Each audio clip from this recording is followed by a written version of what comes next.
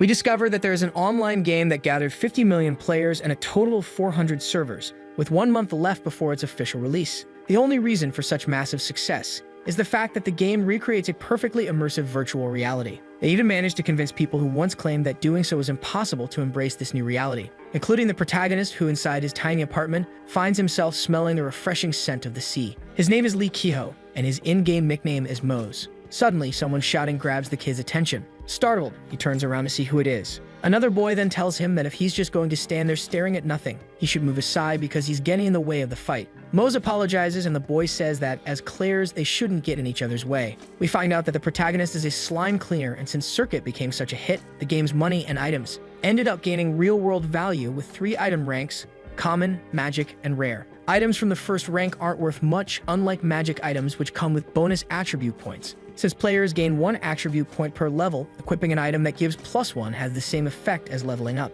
And as they progress, the character's physical abilities increase, allowing them to gain the strength of a professional boxer. Because of that, magic items that give even just 1 attribute point can easily be worth around $10,000. Rare rank items have never appeared in the game since launch, making it even more mysterious. There are rumors about ranks above rare, but for now, magic items are the best available. Such items can drop from slime monsters, which are easy to kill. That leads many players to hunt those little creatures, hoping to strike it rich. This group of players is called Slime Cleaners, and Lee Kiho is one of them. Even so, the drop rate for magic rank items is extremely low. That's why the protagonist has been hunting slimes for over 2 months, still nowhere near achieving his longed-for goal. After another failed hunt, he decides to head to the coastal town of Linderoak. He's shocked when the vendor offers only 20 silver coins for one of his items. Standing in front of him, the old man explains that the market is flooded with slime materials because so many people are selling them, and that's the best price he can offer at the moment. Lee Kiho refuses, takes the item back, and decides to sell it for half the price he originally had in mind. Sitting on a bench, the boy thinks about how he made so little money, even after spending the whole day hunting slimes.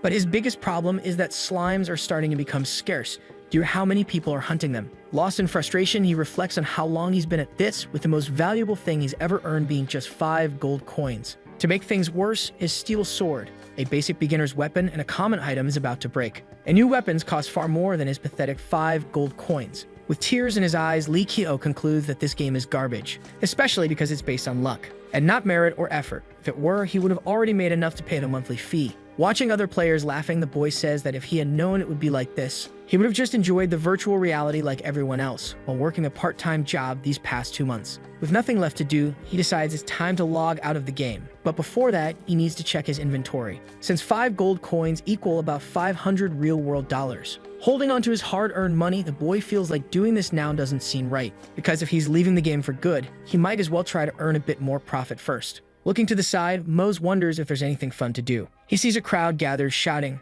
excited about what seems to be a game, where a trembling guy is preparing for his 8th try, begging for it to work this time. A small explosion happens, and we discover that the guy only got a human fish, which isn't edible. He walks away crying and throws the creature into the air, while the others laugh at his misfortune. As he approaches, Lee Kiho wonders if this is some kind of item gacha. Someone then comments that the guy who left could have gotten a better item if he had played a little longer. The game owner draws the crowd's attention to ask if anyone else would like to try their luck, catching our boy off guard as he reveals that a single spin costs 5 gold coins. Seeing the expression on his face, the old man says he looks interested, then asks why he doesn't just give it a try once. Stammering, Kiho says that actually he's just watching. Playing dirty, the man tells him to relax, claiming he can feel a special energy, revealing to everyone that the boy has an incredible amount of luck flowing through his body. Smiling, the old man even says he's been waiting for someone like him to show up. Next to the protagonist, a kid says the man told the exact same thing to the guy who won the fish, which makes the vendor burst out laughing. Not caring, our boy thinks it doesn't matter anymore at this point, and decides to give away his only gold coins for a chance to get a special item. Upon arriving at an inn, he looks out the window, thinking it was for the best to get away from that crowd that only cheered for his failure, even if he had to spend the last of his money renting a room. Looking to the side, Lee Kiho says he doesn't have a single decent memory since he's been busy hunting slimes, so he'll just open the item he bought and get out of there. As he starts the process, a purple light begins to shine from the stone, which leaves the boy quite confused and stunned, remembering everything he knows about the game and how magical items are worth a fortune. He says what's happening before his eyes is nothing like what he saw earlier. The stone keeps glowing brightly as it begins to crack, forcing the protagonist to shield his eyes if he wants to keep seeing. We see that the light is visible even through the window of his room, catching the attention of a man walking down the street. Frightened, the boy ends up falling to the ground, but doesn't take his eyes off the item for even a second. Suddenly, a necklace with a crystal begins to land in his hand. revealing itself to be an item called Star of Polarum, a rare type necklace that greatly boosts the user's HP regeneration. Among many other impressive stats, jaw-dropped, Lee Ki-ho wonders how that's even possible.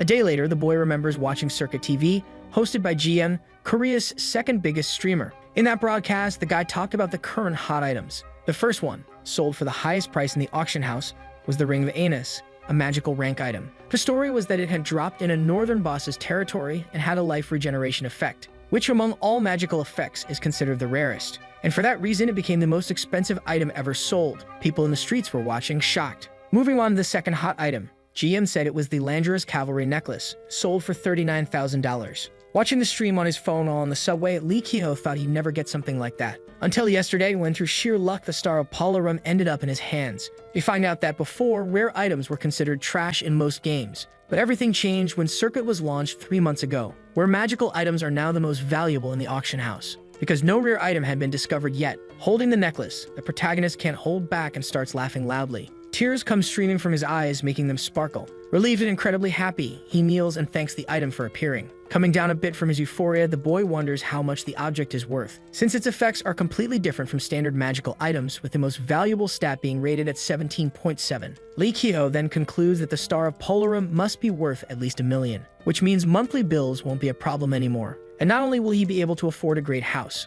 he'll also be able to buy the car of the year. Opening the panel, the boy decides to put the item up in the auction house as soon as possible. But as he looks at the necklace, he decides it's better to test it first, because he heard that just having 3 to 5 extra strength makes someone feel completely different. And since he was struggling to kill even a single slime, if he uses the necklace, maybe he can be like the top high rankers out there. Caught in this dilemma, our boy says that if he thinks about all the crap he's already been through, he should just sell it and be happy, but staying and using the item might be the real reward for everything he went through in the last 2 months. Besides, he can sell it whenever he wants. Looking at his attributes, Lee Ki-ho thinks about how terrible they all are, and decides once and for all to try on the necklace. A very strange sensation starts to run through his body, making him scream in pain and throw himself onto the bed in search of some relief, as he wonders if this is what it feels like to gain 18 levels at once and why someone would create something that does this. Looking at one of his hands, the protagonist concludes that the necklace's side effects won't be pleasant either. Opening his inventory again and grabbing a coin, the boy decides to test his strength. With just 2 fingers, he's able to crush the object, shocked by how powerful he is now.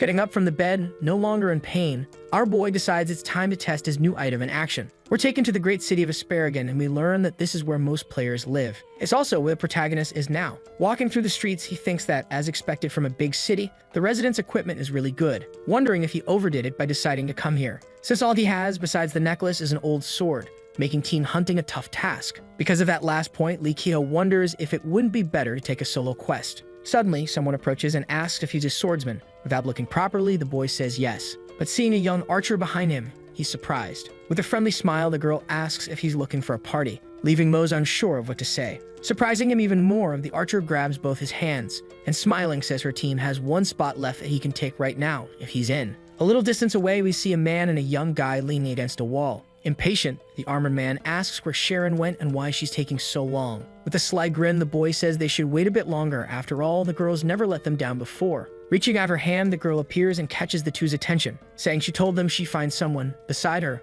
we see Lee Ki-ho. The man's eyes go wide when he sees the boy wearing beginner gear and a sword that looks like it's about to break. Then he quietly asks the girl, his niece, if she really thinks she didn't bring a useless guy to the team. Sharon tells her uncle to relax because even though the guy looks weak, she's certain he's stronger than all of them. She knows this thanks to her eagle-eyed skill, which allows her to estimate other people's attributes. Another person walks up, asking if everyone is ready, and the armored man says yes. Lee Ki-ho is stunned to see that the person is none other than Silborum Nim, guild master of Silver and famous for being a high-level mage, equipped with 5 magic items. Smiling, the gray-haired man says that in that case, they can begin, revealing that he'll be joining the raid too. Shouting, he gets the attention of the people nearby to thank them for showing up to the troll's subjugation raid, led by his Silver Guild. Hearing that leaves the protagonist even more surprised. We find out that despite being one of the lowest level monsters, trolls have extremely high regeneration, not to mention monstrous strength, being able to crush a rock with 1 hand, making them opponents that definitely shouldn't be underestimated. Lost in thought, Lee Ki-ho wonders if he'll be able to win. Out of nowhere, the other guy in the party says trolls are also highly aggressive, stopping only once they've eliminated their opponent. The armored man then says that even so, the creatures are weak against fire and curses, and are very slow, making them easy prey if you're used to hunting them, and most importantly, they bring in the cash. Our boy asks if he means money. Explaining, Sharon says the drops you get from trolls can be sold for a good price, like troll strawberry juice used to make potions and their hide and bones used to craft gear. That's why subjugation missions are monopolized by big guilds, and players like them, just getting the chance to participate, should already be extremely thankful. On top of that, the rumors that the Silver Guild is looking for new members seem to be true, which makes everyone even more excited. Guile Nim then says he'd be happy just to get a few drops of troll strawberry juice, because with that money he could pay off some of his college tuition. Kito is surprised. Upon meeting someone in a situation similar to his, he smiles and tells the guy that he's almost there too. Watching the two of them, the archer girl says she wishes she could go back to her student days. Interrupting the conversation, someone yells, asking everyone to pay attention. A bald man who looks like a monk declares that from this moment on, he'll explain the plan. Stillborn Nim begins to approach, taking the lead, and opens the map right after, announcing that he will now begin explaining the subjugation mission instructions. Everyone there is told to open their respective maps as well. The man then says that over the past few days, his guild members have been taking big risks to set up troll traps. So the plan is first to lure the creatures into each trap, and once one is caught right in the middle of it, everyone should rush in with a focused attack while the monster is weakened. Wrapping up part of the explanation, Silverworm states that since trolls are slower than humans, this mission is likely to succeed. Next to our boy, a guy says that receiving instructions from a famous guild really is different. But Kievo can only think about how he won't be able to experience his boosted stats with that plan. Guy then asks if the way the mission is organized isn't a bit unfair, but the armored man says there's not much they can do. The guy then tells the protagonist that none of the Silver Guild members will be responsible for luring the trolls. Joining the conversation, the archer's uncle says that's because they'll stay in the attack squad to guarantee a bigger reward. Sharon then says that even so, they should be grateful for the chance to participate after all. What if a magical item drops? Our boy realizes that even being part of a group doesn't mean he'll always fight alongside them. Finishing the explanation once and for all, Silverworm says that the rewards will be distributed based on contribution points. Sometime later, around point 3, one of the members of a trio of boys asks if they just need to find a troll. Confirming, the hooded boy says yes, and once they do, they should lure it into the trap. Smiling, the red-haired guy says it's crazy that the guild members go on the attack alone, then asks if they'll be able to do the same once they join Silver. When he notices his friend bumping into his arm, he tells him to watch where he's going, but he's stunned by what he sees. We find out that while the pair were babbling, the third member of their group had been annihilated by a troll, who is now staring at them with glowing orange eyes. Along with its massive horde, mouths agape, the boys wonder how many monsters are there, as the creatures begin roaring non-stop. With nothing else to do, the two of them start running for their lives, realizing this mission won't be as easy as they thought. The hooded guy tells his friend to shut up and just keep running. Desperate, the two flee, not even knowing where to go with the trolls right behind them. Screaming, the red-haired boy asks where the trap is, and his friend says it's right ahead between the trees. The duo then sees several Silver Guild members standing still, and once they get close enough, they celebrate that they made it out alive. Acting prematurely, the red-haired guy grabs his sword, ready to strike the trolls that have been chasing them. But to his misfortune, he steps into a black slime. Paralyzed, he wonders what this stuff is and why he got caught in a sticky oil trap that causes a massive explosion when set on fire. Looking ahead, he sees that his friend was taken out, quickly realizing he's likely next. With no way out, he starts yelling for help, hoping someone from the guild will move. But they all just watch his situation while laughing. Shocked, he asks if this is really what he thinks it is. Taking action, Silborum activates his magical staff, causing a blinding light to radiate through the entire area. Seeing the attack coming toward him, the red-haired boy exhales his final breath. A huge explosion erupts, raising a cloud of dust. Still smiling wickedly, the guild leader states that he said it from the start, that this would be a quick and safe hunt. They just need to find out who's next. Far from there, Lee Keto and his team are face to face with the area boss of the Black Mountain, wearing a necklace made of skulls and terrifying red eyes, leaving our boy wondering what the hell he just got himself into. We go back in time a bit before that moment when the armored man said he could take down a troll by himself, claiming that the creature's attack power doesn't even compare to his own. Jokingly, his niece says that in that case, if something goes wrong, he'll handle it while the rest run away. Annoyed, the girl's uncle asks why they're acting like he wouldn't come out victorious. That's when the protagonist hears a crack. It seems to come from the top of a mountain. Sharon asks the boy what he just heard. Pointing his finger, Kiro says there was something on top of the big rock. Suddenly, the archer's eyes go wide, because the furious troll has just leaped from the cliff, landing squarely in front of everyone. Turning to face it, our boy is left speechless, as the giant creature prepares to deliver its first strike, which only doesn't hit the pair thanks to the armored man who steps in front and blocks the attack with his shield, using every ounce of strength in his body. Even so, the monster knocks him down like he's nothing, making Giles scream in panic and concern. Still in shock, the protagonist asks if that's really a troll. without taking his eyes off the creature, which is just inches away. Frozen in place, the boy says the monster is very different from what he heard, because just being in his presence for a moment was enough to feel the heavy atmosphere and soul-hungry aura it gives off. Still unable to move, Kyo can only think that his time has come. Out of nowhere, arrows start flying toward the troll, who uses its arms to shield itself, then shows that it's now angrier than ever. To the misfortune of the archer who attacked it, trying to save the boy, the armored man runs toward the monster, leaving Sharon and the others extremely worried. Despite the risk, we see that the uncle of the group has eyes filled with rage,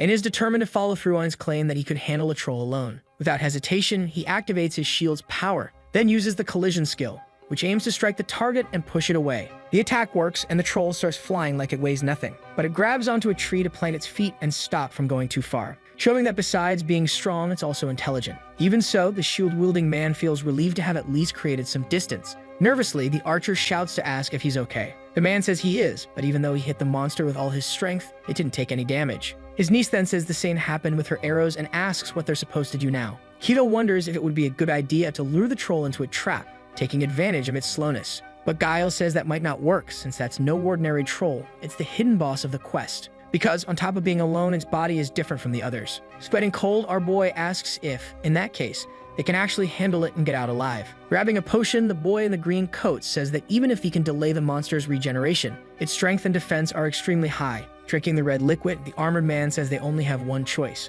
which is to hold out until the Silver Guild arrives. Furious, the troll swings its club again. Attacking from behind, Sharon tries to hit one of its vital points, but her arrows just bounce off its tough skin, which makes the girl incredibly angry. Her uncle then tells her to fall back again while Moose keeps covering the rear. Lost, our boy just nods at the command, while wondering what he's even doing there, since he doesn't fit in with the group who have been playing together for a long time and are fully synchronized. And they actually enjoy playing, unlike him, who's just an idiot repeating meaningless tasks without thinking, dreaming of hitting the jackpot for 2 whole months. Even so, his real wish was to have a true adventure with those people. Suddenly, snapping him out of his thoughts, someone shouts his name, to warn him that the troll is about to strike him with full force. With little time to react, the protagonist thinks it's all over. But saving his skin, the armored man jumps in front of him, striking the monster's stomach with his shield again, which almost makes it lose balance and fall. Shouting, the old man of the group yells for Kito to pay more attention, making the boy wonder if he could change from this moment on. Grinding his teeth, he concludes that from now on, it's already too late. And attacking the troll from behind with his sword, he decides that he must change right now. His blade clashes against the creature's fist, but it shatters as if it were made of glass, because the durability of his weapon has hit 0. And now he's in an even worse situation. Our boy is violently thrown far away. Saliva flies from his mouth as he screams. The armored man can only watch, stunned. Upon hitting the ground, the boy's vitality drops below 20% and his leather gauntlets are destroyed. Screaming, the archer girl tells Guile to dodge. The monster is charging at him. He narrowly avoids a fatal hit. His friend warns that a single blow could send them straight to the afterlife. So now, everyone must scatter across the area as fast as possible. Running, her uncle says he got the plan, and charges the troll again, shield raised. With barely any time to react, the monster grabs the tree trunk once more. But this time, the man's goal isn't to knock it back, it's to strike part of its body. In this case, its foot, which takes a direct hit from the shield. The troll howls in pain, showing that the attack landed well. It shifts its attention to the man slightly below its field of vision. Panicked, the green-jacketed boy yells to warn the uncle of the incoming danger. He looks up, but it seems it's already too late. We see someone sprawled on the ground, surrounded by a cloud of dust. It's Kyo, finally waking up from his blackout. Holding his head, he wonders how he's still alive, only to discover that his stamina has been restored, and all of his wounds have been healed, thanks to the necklace. Surprised, the young man realizes this must be the regeneration effect everyone dreams of. Suddenly, Guile's scream draws his attention. We see the armored man getting struck by a tree the creature ripped out of the ground. Even the protagonist is thrown into a full panic. As the man holds firm with his powerful shield, the uncle yells to Sharon, who picks up on the cue and gets ready to fire. An arrow flies at high speed toward the troll and hits it right in the center of the eye. Clutching the wound, the monster roars again, but it keeps smashing the tree into the armored man, who begins to think this might be the end. With every strike, his body weakens further and his injuries worsen. Taking action, Kilo rushes into the center of the chaos, throwing his own body against the troll's stomach, sending the beast flying shockingly. Stunned, the boy wonders to himself how he even did that, just like Guile, who questions how he shoved a monster that massive. The troll is finally down, and Most thinks he never imagined he could knock it over alone with just his body.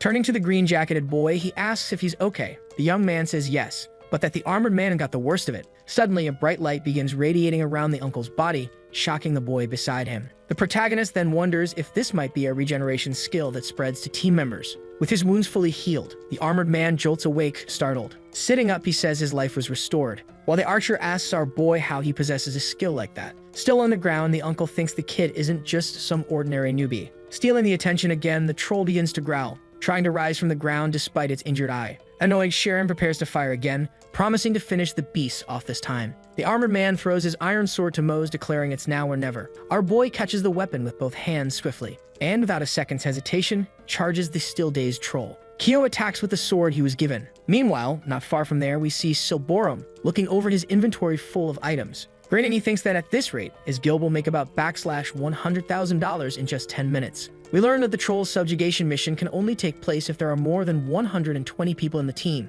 That's why the man decided to call in even more participants, including famous folks to make it look legit. But since the game's loot distribution system is based on contribution after the mission, and he was the one who annihilated most of the trolls, he's going to receive the majority of the drops while pretending to be clueless to avoid any possible conflict. Suddenly, a notification pops up stating that the mission has been completed, revealing that the troll leader of the Black Mountain has been subjugated. Caught off guard, Silborum wonders what's going on, as do the other members of his guild, who find out that the team with the highest contribution was the 13th, and not the Silver Guild as had been planned. We see that Mose managed to defeat the troll alone and received the title of Super MVP, along with a special reward. Out of nowhere, Silborum appears, wounded and groaning in pain, completely alone since his entire team had been wiped out. Hiding behind a tree, the man reveals he's out of mana and health, all because he was trying to reach Team 13, which in his mind had stolen his contribution, ordering his guild to bring the winning team to him immediately. Suddenly, someone approaches, saying they know where he's hiding. And then it's hilarious seeing a famous ranker running like a little rat. We find out it's the Dark Guild. They say he should know exactly why this is happening, since he was the leader of that troll subjugation mission. Completely cornered, Silborum realizes he might not make it out alive. After that, all we see is his scream and strawberry juice splattering everywhere. The next day in the Asparagan territory, a cheerful vendor welcomes Kido and asks if he's looking for something specific. Shaking his head, the boy hands over a ring with a red gem and says he's looking for the auction house. We go back in time a few hours earlier, where the boy's team is staring in awe at a glowing orb appearing. Sharon says that's a massive core, and her uncle says it must be because it came from a boss. The item, which drops after a monster dies, works like a treasure chest, as it can contain valuable loot depending on the creature's strength. Watching his prophet, the protagonist thinks to himself that he never imagined such a big core could drop. Approaching him, the archer says he's the one who should open the treasure chest, since he did more than the rest of the team. Guile agrees and tells the boy to just open it already. Obeying, Kido places both hands on the large orb, warning everyone that he's about to begin. A bit tense, his new team watches carefully. Suddenly, a bright light begins radiating from the core, and a message appears, stating that the items will be distributed automatically based on contribution level. With eyes glowing, the protagonist thinks that slime hunting doesn't even come close to this. We find out he received the Strength Ring of Argonium Mountain, a magical item that can be listed in the auction for a starting price of 80 euros. Outside the forest, sitting at a table, Kido wonders if that's a good price, even though that's 8,000 in real life. Concluding that he can't really estimate it since magical item prices vary a lot depending on the type and effects. A bit impatient, our boy decides to screw it and presses the button to start the auction, hoping for an offer higher than the minimum. The sun begins to set over the city. Back in his room, the protagonist keeps thinking about the price he set on the item, trying to convince himself that 80 euros is enough and that he made a good choice. Throwing himself onto the bed, he says he's really tired, while his mind starts to replay everything that happened that day, including his victory over a troll during his very first team hunt, where he also managed to get a bunch of cool items, and even made his first friends in the game, all thanks to the rare necklace he got from the gacha. Waking up in the real world, the boy takes off his VR headset and wonders if he spent too long in the game. Picking up his phone, he sees a message from his mom worried about his meals.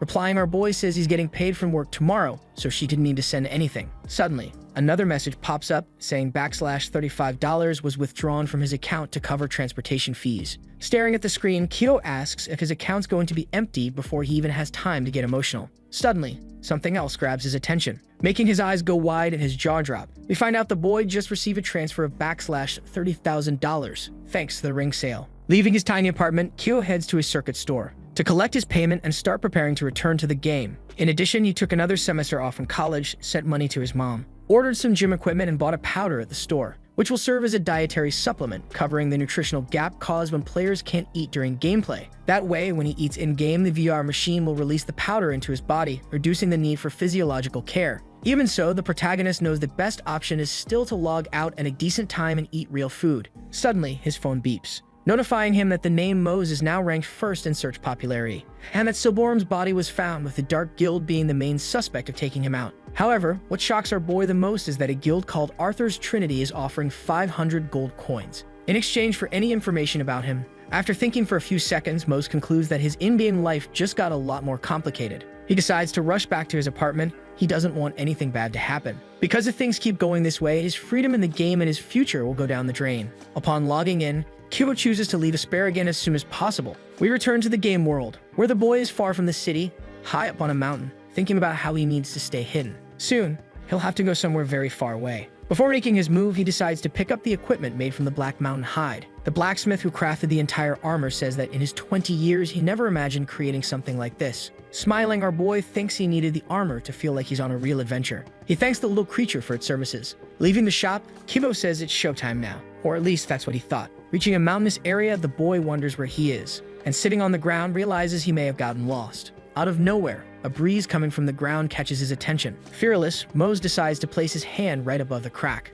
But when a light starts to shine, he quickly pulls back, startled. In front of him, a door opens, revealing a secret passage into the mountain. Shielding his eyes from the strong wind, our boy asks what the hell that is. A message appears saying he's the first to discover a new dungeon called Blackroot Cavern. Inside, everything is pitch black, forcing the boy to use the Belsex Light Stone, a common consumable item. With some visibility, he observes the stone walls around him, quickly realizing that the deeper he goes, the darker it gets. Keto reaches what appears to be a stone tablet with writing in a strange language. Getting closer, the boy tries to decipher what it is. We find out the message says that the curse words Morudal, Ivory, and Skull imprison people, and that deadly shadows ambush an army, which ended up falling without the chance of an honorable death. Looking back after hearing a noise, the protagonist finds himself face to face with a horde of skeletons clad in armor ready to attack, revealing that he was expecting something like this to happen. Fearless, Mose charges in with his new sword, sending bones flying in every direction with his strikes. The skeleton army is unfazed and retaliates with a coordinated assault. He starts getting nervous while fighting to avoid being hit.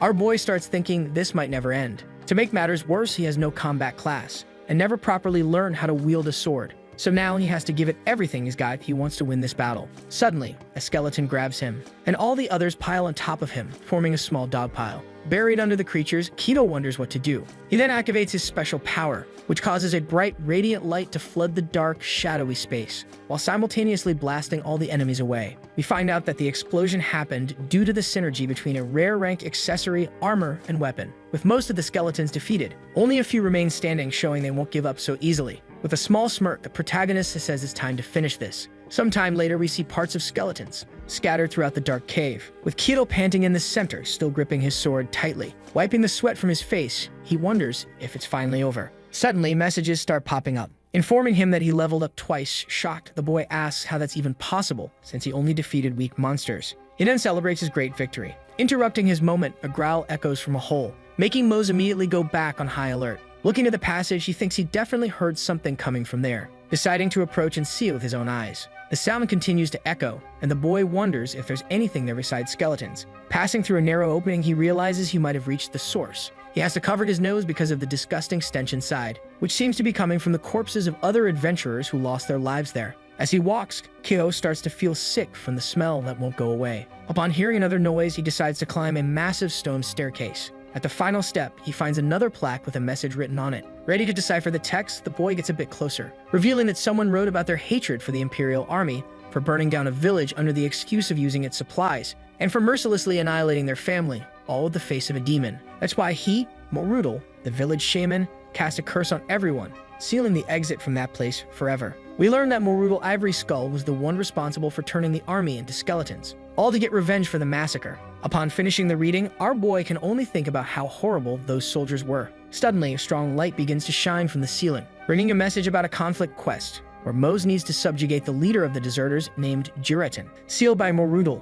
To do so, he must say the cursed words. Bravely, the boy speaks them out loud. The ground begins to shake suddenly, and what looks like a heart emerges. Perplexed, Keto wonders if those are bones coming together. Answering his question, a massive skeleton with glowing red eyes forms right in front of him, asking how he dares to stain his body with such miserable words, and stating that he should have destroyed the shaman's body entirely instead of just starving him to death. Gripping his sword, the protagonist notices that his hands are trembling. Standing in front of him, Jiratin asks if he's the one who freed him using the cursed words. Stuttering and scared out of his mind, Kubo says that it was indeed him, and that he's here to deliver judgment for the looting of an innocent village. Hearing that sends the great skeleton into a rage, so much that he attacks the boy with full force. throwing him against one of the walls, then asking who he thinks he is to judge him. We see Kido crash to the ground after creating a crater in the wall of the force of the impact on his back, while Juretin declares that he won't leave that place alive. We learn that named monsters are extremely unique, because they're absurdly stronger than regular creatures. Trying to get up after losing 20% of his health, Mose admits he didn't expect these creatures to be as strong as the rumors said,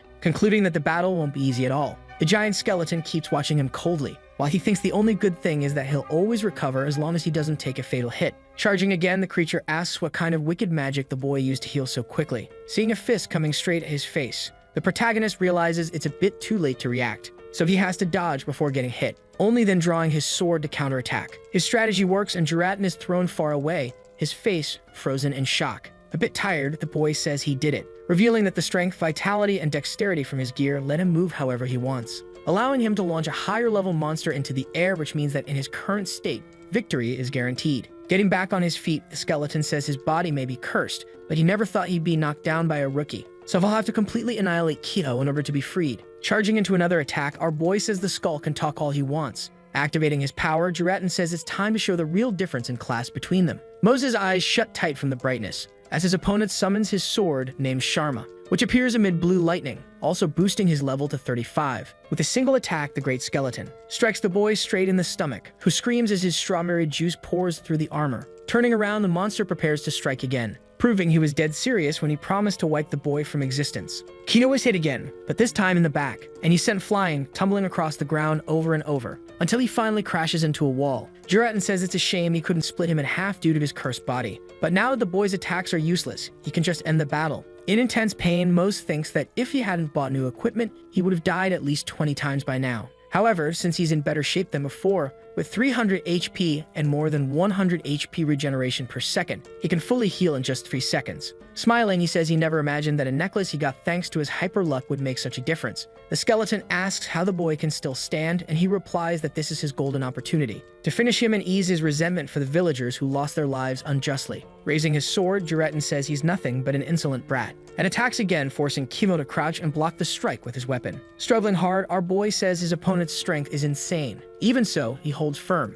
choosing to dodge out from under the massive sword and save his own skin in a rapid exchange. Jumping into the air, ready to deliver a mid-air strike, he says he'll wait for an opening, landing a hit on the creature's arm. Seeing his attack go through the armor, Kibo decides to use the momentum to chain multiple blows. Still refusing to surrender even while wounded, Juretin gets ready to attack again, aiming his sword right at the boy's head. But Kivo just looks up coldly, since he knows the skeleton's arm won't hold up to finish the strike. Taking the chance, our boy charges in, shouting, and this time slashes at his opponent's legs, bringing him crashing down to the ground. Aiming his sword at the monster's terrifying face, the protagonist declares the fight is over. In disbelief, the skeleton asks what he is, and whether he received Belika's blessing or belongs to the lineage of Benandoru, the one who opened the chest of death. Confused, Mose asks what the creature is talking about, then says he's nothing more than a filthy murderer who destroyed the honor of his own empire. Shocked, Juretin asks how he dares say that when he's just a rookie who doesn't even understand a soldier's mindset. Irritated, our boy asks if attacking a village and massacring all of its people counts as a soldier's mindset. Enraged, the skeleton reveals they had no choice because they were starving. Since during the war, his army received no decent support, so they decided to ask the village they were protecting for help, but were treated like villains, to the point of being driven out with no thanks at all for the protection they provided. As if that wasn't enough, the village declared war on the Imperial Army. Kibo asks if that was the pathetic reason they wiped everyone out. Smiling, Juretin says yes, and if it weren't for the shaman, it would have stayed only in his and his soldiers' memories, as just a good moment. Still holding his sword, our boy says he understands a soldier's mindset much better than he does, because he served in the military for 2 years, and knows that soldiers swear loyalty to the nation and to the people. That's the motto of the Republic of Korea's army. Putting an end to everything, he strikes a fatal blow to the skeleton, who literally loses his head. Satisfied, Mose turns his back to leave. The monster twitches slightly, disturbed by the soldier's creed being recited. Suddenly, a message pops up on his panel, informing him that he leveled up, not once, but 6 times in a row, and also unlocked the achievement called He Who Received the 11 Swords, which increases all his stats by 2. Mouth wide open, the young man wonders if he's really reading that right. But then something else grabs his attention. Turning to look, the boy realizes that Juretin's core is floating right in front of him, and it looks quite different from any he's seen before. Excited, he decides to open the glowing pink orb, causing a light so bright it floods the whole area. So intense he has to squint a little. We see many items drop from the core, including gold coins, jewels, and a giant axe. Grinning from ear to ear, Mo says he better get everything into his inventory as fast as possible. But before he can finish doing that, something else pulls his focus. It's the massive, glowing blue sword that once belonged to Jiren. As he approaches, our boy's eyes sparkle, but then a message appears, making him scream. We discover that the sword Sharma is a unique class item created by Lavaver, and it possesses the engraving ability. Kyo stopped reading the description the moment he saw the word unique, because he was completely shocked by the information, since he didn't even know that a rank higher than rare actually existed, which means that he probably owns the only item of such a level, just like he's also the only one to own a rare ranked item. To his surprise, the sword begins to emit smoke right in front of his eyes, revealing that it was actually absorbed by his own body, which now possesses the engraved summon ability, allowing the sword to appear whenever he wishes. Happy, Moose thinks that this is his very first skill, deciding it's time to test it out. When he says the name Sharma, a pentagram glowing with blue light appears beneath his feet, and the sword materializes right at the center. Holding the new weapon, Kyo appears completely mesmerized, revealing that even though the sword is a bit hard to grip, it has just the right weight for support. Now his greatest desire is to use it in a real battle. Suddenly, his foot steps on something. Kneeling down, the boy picks up an unknown item, the Ring of the Corrupted Swordsman's Seal, Jiren, also ranked unique. We discover, along with Kyo, that if specific conditions are met, a secret quest will be triggered. Not wanting to know too much about what that means, the boy decides to grab everything he can, getting excited just thinking how much the items might be worth in gold coins. Suddenly, a light blinds his eyes, but it's just daylight, signaling that morning has come. The protagonist then decides he'll sell the items in the nearest village. Arriving at Toiko, the city of arts, he thinks he can finally sustain himself for quite a while. We hear someone yelling, asking what that is on the screen. It's a guy shocked to see the items listed for sale in the auction house. Another young man approaches and asks if that thing on the screen is a skill book. Both are then stunned to find out that an enormous number of items is being sold by a single person, whose in-game nickname is Mose. With eyes wide, the townspeople ask if he's the same person from the troll subjugation incident. We're taken to the Toiko branch of the Arantes Central Trade Committee, where our boy stands, jaw-dropped, staring at an absurd amount of gold in front of him. One of the auction house representatives tells him that the total value of the items he sold came out to 8,726,000 gold coins. In disbelief, he asks the little green creature to repeat the amount 2 more times, and it smiles and confirms it. Kyo collapses to the floor from sheer shock, revealing that he's more stunned than happy since he just made $80,000 from completing a single dungeon. Pointing at some coins that aren't gold, he asks what they are. Explaining, the little man says those are Ormachan tokens, each worth more than 1,000 gold coins, information that nearly makes Mose's eyes pop out of his skull. We learn that the tokens are a magical rank item, containing a small amount of Orma Spiral Aura. Holding one of the coins, our boy reveals his complete ignorance about the item. Interrupting his daydream, the vendor says he better be careful for a while, since everyone in the city is trying to figure out who Mose really is. On top of that, there's a group called the Dark Guild that kills and robs people without hesitation. It's already night outside and people are still talking about our boy and the massive fortune he must have earned, stating that if they run into him, they'll rob him without mercy. Hidden under a cloak, Kido realizes the situation is more serious than he imagined and that he'll need more than just clothes to protect himself. Suddenly, something clicks inside his head. When the day breaks, he heads to a blacksmith, looking for armor that covers his whole body and offers real protection. The man in front of him says full plate armor is pretty expensive. Unbothered, the boy asks the man to just show him what he's got. Pulling out a gleaming suit of armor from under the counter, the man smiles excitedly. Grabbing the helmet, the boy concludes that it'd be hard for anyone to recognize him. Deciding to ask the price right away, the man says he crafted that piece during the Forge Master King's challenge back in his day, so he'll only sell it for 200 gold coins. Then adds that he knows it's expensive, but it's the best work of his life. His speech is cut short when the boy places a box full of coins right in front of him, then asks him to hand over the full set of armor. Later, we see a green-eyed elf walking through the city. The boy asks if she's on a new mission, revealing that her name is Kia. It's Varen, who says he can help her if she wants. Walking away, the young woman says she doesn't need dead weight who takes ages to finish a mission. Mocking her, the boy asks why the elf is playing hard to get if she's nothing but a mutt. Hearing that enrages Kia, who lunges at him with her sword. Cornering the man, she holds her blade up. Trying to calm things down, Varen says she wouldn't want to hurt a fellow adventurer who's also on a mission. Walking off, the girl says he'll have to be faster next time. She then picks up a small stone and throws it to the ground. After whispering something, it opens a portal, which begins to close the moment she steps through it. Smiling, the man says she's nothing but an insolent mutt, then decides to return to his mission, which is to find the Star of Poldrun currently hanging around Kiho's neck. Far from there somewhere else, we see a wagon where the driver thanks someone for saving him. Wearing the armor, Kiho says the man doesn't need to thank him. Offering a ride is more than enough. We find out the man was merely taken out by a monster, only to be saved by our boy. Curious, he asks if the young man is a student. Mose says yes, and that he started making money to pay tuition. Friendly, the man says the boy's parents must be proud of him. then changes the subject. The protagonist asks how the man ended up there. He replies that he needed money, so he decided to try the game since he heard it was good. Then turning, he asks where the boy is headed. Our boy says he'll decide once he reaches Silver Valley, and the man says he'll take him wherever he wants, telling Kivo not to worry about being a burden since he's enjoying having a bodyguard. Upon arriving in the city, the boy says in that case, he'll catch him later. The man says he'll be at the fountain, right in the city center. A message appears on Moses' panel, warning him that his armor needs repairs. With no better option, he decides to handle that first, heading straight to a blacksmith's shop, or rather, a blacksmith woman's. While he waits, the boy thinks how glad he is he got Jeratin's seal. His only concern now is finding out the specific conditions to activate the secret mission, since he's been searching but feels like he's hit a dead end. With his armor repaired, Kivo decides to meet up with the old man again to go to the next stop, but he freezes when he sees a small crowd gathering. We see the poor old man who gave him a ride lying on the ground being beaten by a red-haired guide who says he hates being kept waiting, and asks if the man thinks the Valley clan is made up of cowards. Shocked, the other people can't believe what they're seeing. Unbothered, the red-haired guy says this will be the old man's last day alive. But before he can land a blow, a hand grabs his wrist. Looking to the side, he asks the armored person what the hell they think they're doing. Crushing the boy's wrist, Mose asks if he seriously thinks being late is a good reason to beat someone. Yanking his hand back in fury, the guy asks if he even knows who he's talking to, then declares that in Valley territory, everyone must obey him and never make him angry. Our boy asks again if that's a real reason to beat someone. Acting rashly, the guy lunges to throw a punch, saying that if he doesn't like it, tough luck. To his surprise, the protagonist dodges effortlessly, counterattacks in a flash, saying this is called self-defense. The guy is sent flying, crashing hard into the wall of a house. In disbelief, the bystanders ask if he's okay. Kido approaches the man who had been getting beaten to help him up. Mouths open, people start asking how he had the guts to strike the Valley clan heir. Suddenly, a furious voice yells, calling Mose a bastard. It's Morik Valley, father of the red-haired boy, who orders his guard to take out the protagonist for messing with his son.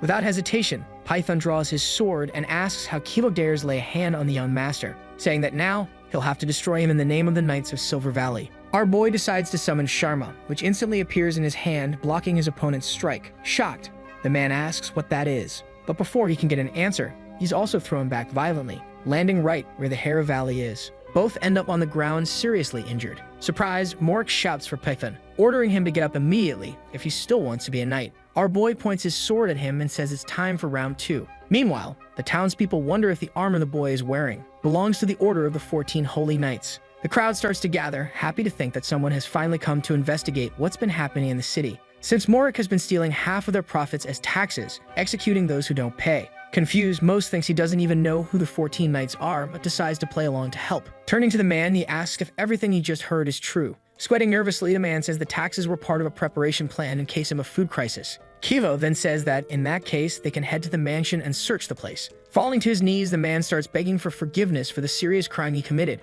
Our boy accepts and says it's fine. As long as he returns all the money he took, the charges will be dropped. Morik agrees, and the entire crowd starts applauding our boy, increasing his fame by 2,874, and we discover this was also a secret quest. And now he needs to go to Falup, a city on the continental border, to complete the next one. Smiling, the boy admits he didn't see that coming. Watching from a distance, someone says it's been a long time since they've seen an engraved sword. From atop a mountain, another person asks Higher if he's going to punish the boy for pretending to be one of the 14 knights. In response, he asks if his companion forgot that the Oracle of God said adventurers have made things better. And as they can see, now they have less to do thanks to the boy in armor. Agreeing, the man in the white hood asks what kind of adventurer the protagonist is. The other hooded person then says he's not sure, but it seems like he might be that Mose from the rumors. His companion then says that, in that case, they should keep an eye on the boy for a while. Kyo arrives in the border city called Falup and heads straight to the class agency. Leaving the place, he throws himself on the ground, frustrated by not finding any leads, then wonders how many days have already passed.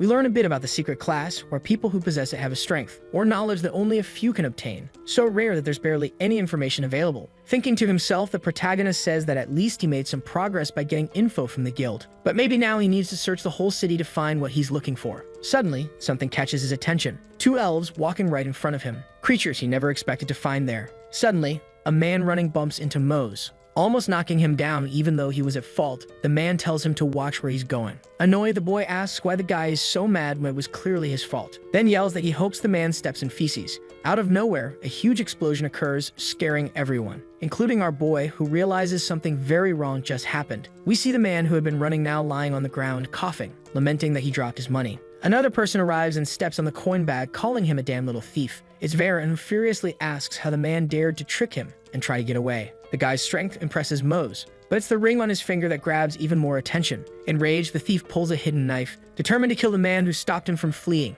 A bright flash bursts forth, and we see that it was Varen who obliterated the man with his large, gleaming sword. Everyone is horrified by the scene. As the boy says, it was all a waste of time. Shocked, Kigo says he couldn't even see the guy's movements, realizing he needs to find out who the hell this guy is. A message appears saying he completed another secret quest and now has a lead to a rare class. Confused, our boy wonders if he read that correctly, but his thoughts are interrupted by another message saying that now he must speak with the man in the black cloak, who by now is already leaving the scene. Later, as night falls, we see Varen walking through a dark alley, with Mose following him very stealthily. Thinking to himself, the boy says he has no more doubts that the ring on the young man's finger is the same as Jeratin's seal, which reminds him of when the skeleton revealed he used to be a swordsman. Smiling under his armor, our boy thinks he really is one lucky guy. However, the boy he was following suddenly disappears, leaving him completely confused. Varen appears behind Mose, a dark look on his face. He grabs the boy by the neck with one arm and drags him back into the alley, throwing him to the ground right after, with his sword pinning the protagonist down.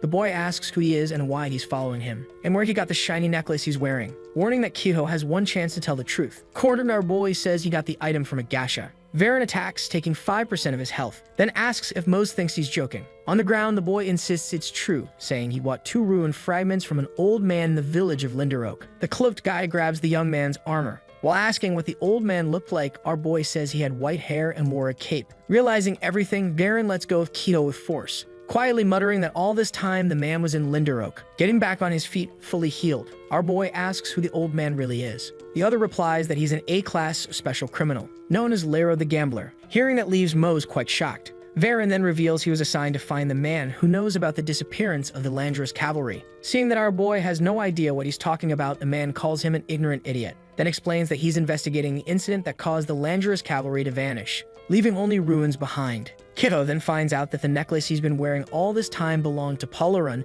the executive commander of the cavalry. Looking at the glowing gem, he thinks he always thought the item was amazing, but he never imagined something like this. Varen then says that, noticing he has no more injuries, the necklace must be real, and attacking Mose declares it's time to take it for himself. With his armor scratched, the protagonist asks what the guy is doing. The other responds that since Palarun is no longer around, all he needs to do is finish off the boy to take the item, so he should be a good boy and just accept his fate. In shock, Kido asks if the guy had planned to kill him from the start. Confirming, the man says dead men don't tell tales. Grabbing Sharma, the protagonist realizes that's why his opponent revealed all that info so easily. His thoughts slow him down, and he takes another hit that drops his HP below 10%. Varen then demands that the boy hand over the necklace, but instead, he gets a surprise, because Mose, still intact, is already getting back up completely healed. Annoyed, the guy asks if he's immortal. Appearing behind the protagonist, he tells him to say his last words, since he'll just keep killing him every time they meet. Dying from the pain, Kido thinks he just has to endure for 3 more seconds. But Varen shows up again, asking if the boy really thought he'd just sit and wait for his recovery.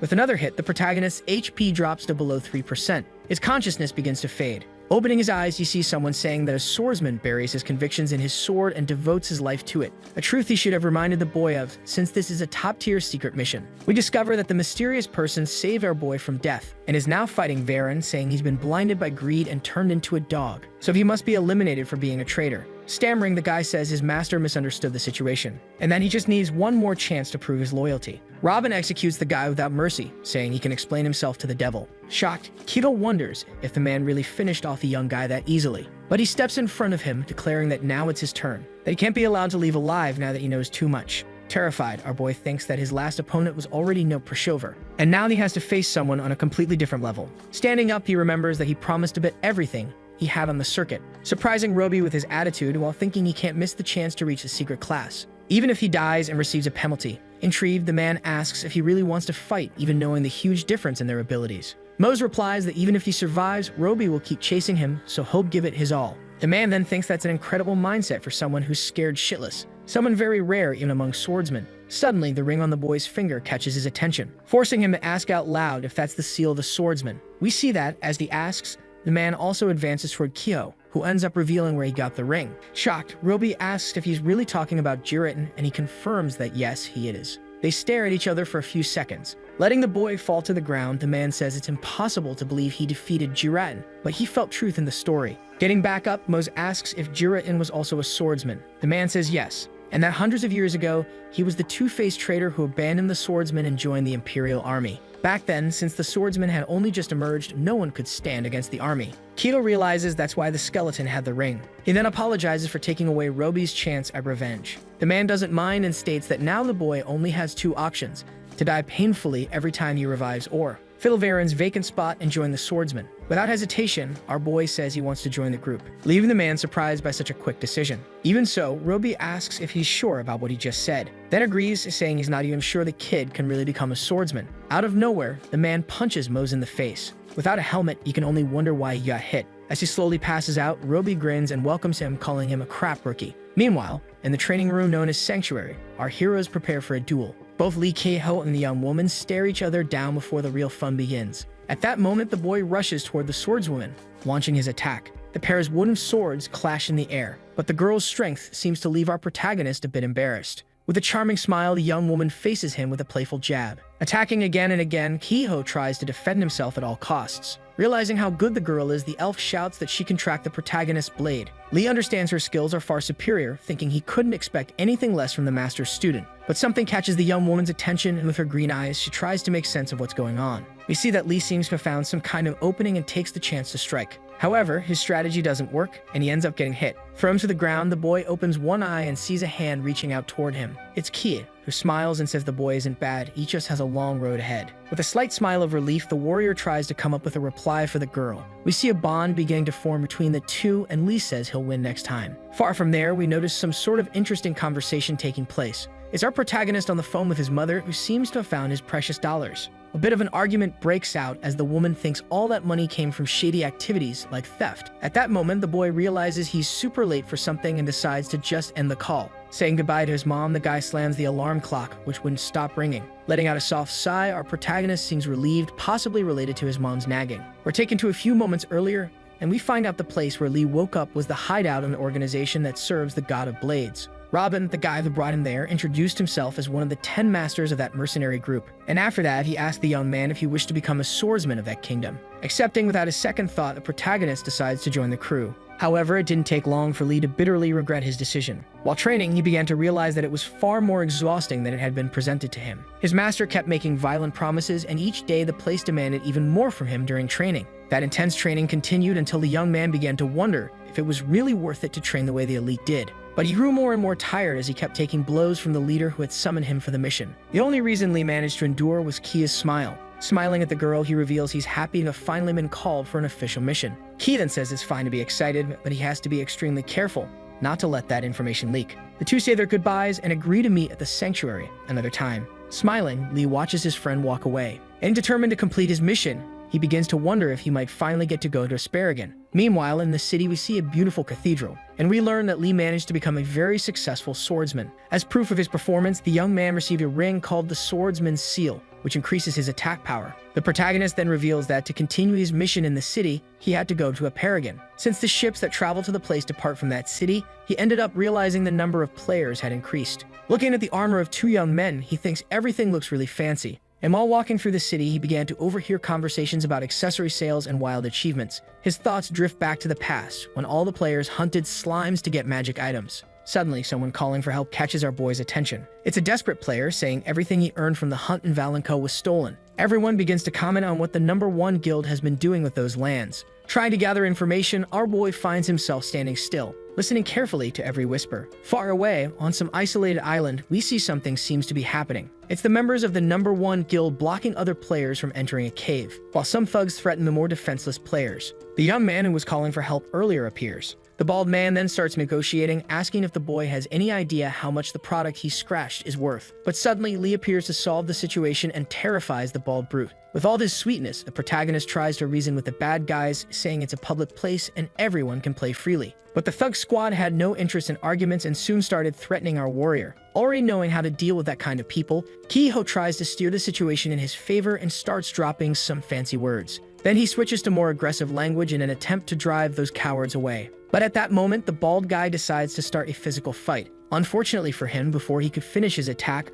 our swordsman immediately strikes without hesitation. Seeing their leader flying through the air, the guy next to him asks who the protagonist is, and before hearing an answer, he gives the command for the other bandits to launch a full-on attack against the outsider. Thinking fast, Lee concludes there's no need to bring out Sharma to deal with that trash, choosing to defend himself using only his fists. Taking advantage of the fact that his training was up to date, Lee quickly began applying everything he had practiced over the past few months, taking down the guild members one by one. Shocked, those still standing begin to wonder who that bastard is. Lifting a guy off the ground, the protagonist shows he heard what the men were saying. Then looking back, he declares that he's just a player who came to the hunting grounds to hunt, starting a real intense brawl. At that moment, someone unfamiliar appears and asks what's going on. It's Suksa Nim, the execution captain of the #1 guild. All the goons rejoice at the man's arrival, putting all their hopes in his skills. But before any sort of confrontation begins, everyone realizes something isn't going as planned, because the fighter is wearing an emblem that only players above 9,000 have. At that moment, Lee notices that everyone is trembling in fear, and it's time to take some kind of action.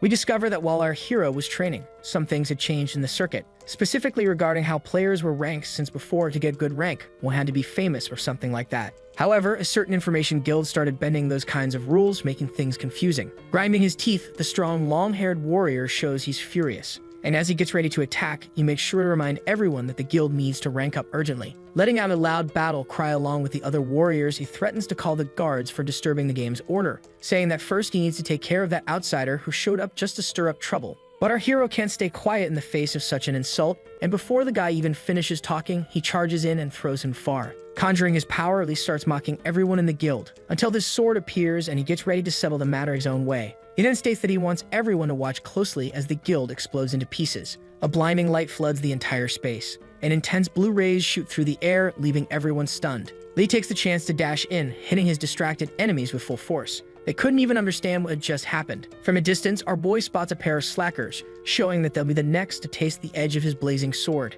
However, they weren't that dumb, and upon realizing how serious the situation was, they quickly team up and flee the scene, leaving the protagonist seemingly alone. Immediately, a message pops up for him informing that the reserve ship is about to depart. At that moment, he remembers that before all this chaos, he had a mission to complete. Giving a slight smile to the boy who got his stuff back, our hero decides it's time to leave. Far from there, sometime later, we see the Velus Dawn ship soaring over the city skies at high speed. Looking down from above, our guy is amazed by how beautiful the view is, unaware that someone is approaching. The man then asks if Lee is the one who came for the mission. That's when our hero notices that the man also has a ring on his finger. Saluting respectfully, the protagonist shows deep admiration for the organization and its mission. "Let truth be questioned only by the blade," replies the man politely and kindly to the outsider. However, Kiho notices something odd about the man's aura. He instantly activates the insight skill, which allows him to see people's names and levels. Looking carefully, the boy realizes that Warrior is level 91, while the man stands calmly with a friendly smile, then says he didn't expect to find a swordsman around here.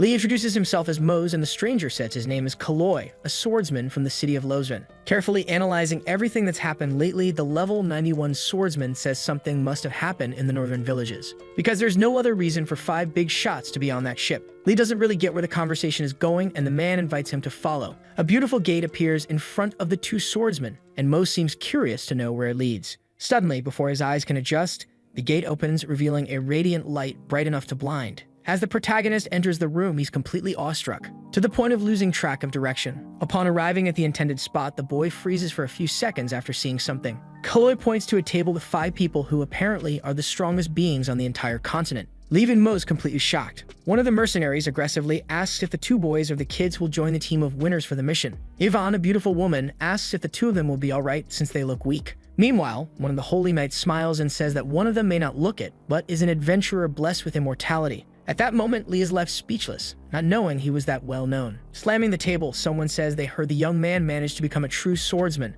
It's Gon, the sword master of Tegris. However, our warrior can only think about the fact that this master is level 244. We learn that swords have power, and becoming a sword master is the ultimate goal of all swordsmen. That's why the man is considered legendary. Knowing he's among the best of the best, Lee immediately bows and introduces himself as Mose. The master then asks about the other young man with him, and he quickly introduces himself as well. But the sword master gives him a threatening glare. Noticing a moment of silence, Lee feels a bit awkward, but stays alert. For a few more seconds, the master deliberately keeps his lips sealed and says nothing, then suddenly bursts into loud laughter upon realizing those young ones were not cowards at all. At that moment, our warrior acquires a new skill for having met the sword master, gaining a +2 attribute, which makes him very happy. He then reveals that he now really wants to know how strong those 5 standing in front of him are, and that he's not surprised the mission's difficulty is actually high, since such amazing people are participating. Out of nowhere, an alert sounds, catching everyone off guard. The voice of the ship's captain comes on, informing them that in just a few moments they'll be arriving at the northern snow wall, and that even though it might seem like the first journey is coming to an end,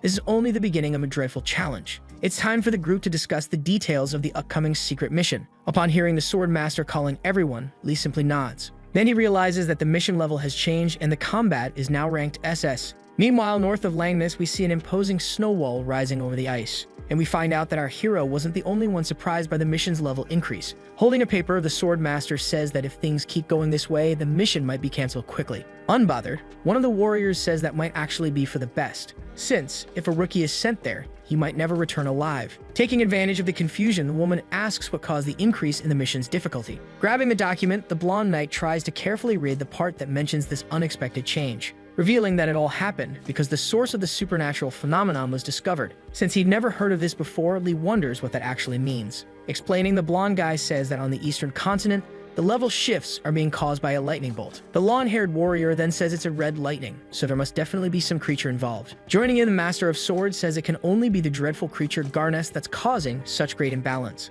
The blonde knight then tries to explain that not even they know how the monster got there. We find out that the terrible creature seems to have come from the unknown continent and made its home precisely in those icy regions. Everyone starts looking at the blonde guy, even Lee and Kalor, hoping to understand what's really going on. Breaking the silence, the barbarian asks about the reward. Smiling, the knight says that 50 magic coins will be deposited in the account of whoever defeats the beast. The woman then says she needs something other than that promised money, getting the right to all the food in the Asparagan market immediately. The knight then says that Gon can also ask for something if he wants, but he doesn't know what he could offer since the master already has nearly everything. The man then says he doesn't need any kind of reward. His only condition for joining the challenge is to have the 2 rookies on his team. After the invitation, a message appears for Lee. Meanwhile, snow continues to fall over the fortresses of Langeru. We find out that there is a large inn there called Snow-Lying Dragon. A member of the Order of Sacred Knights appears and greets the saviors in the name of Bellica and Velus. Everyone is increasingly delighted with the warm welcome from the man, who clearly was very powerful, as we see that his level above his head is 172.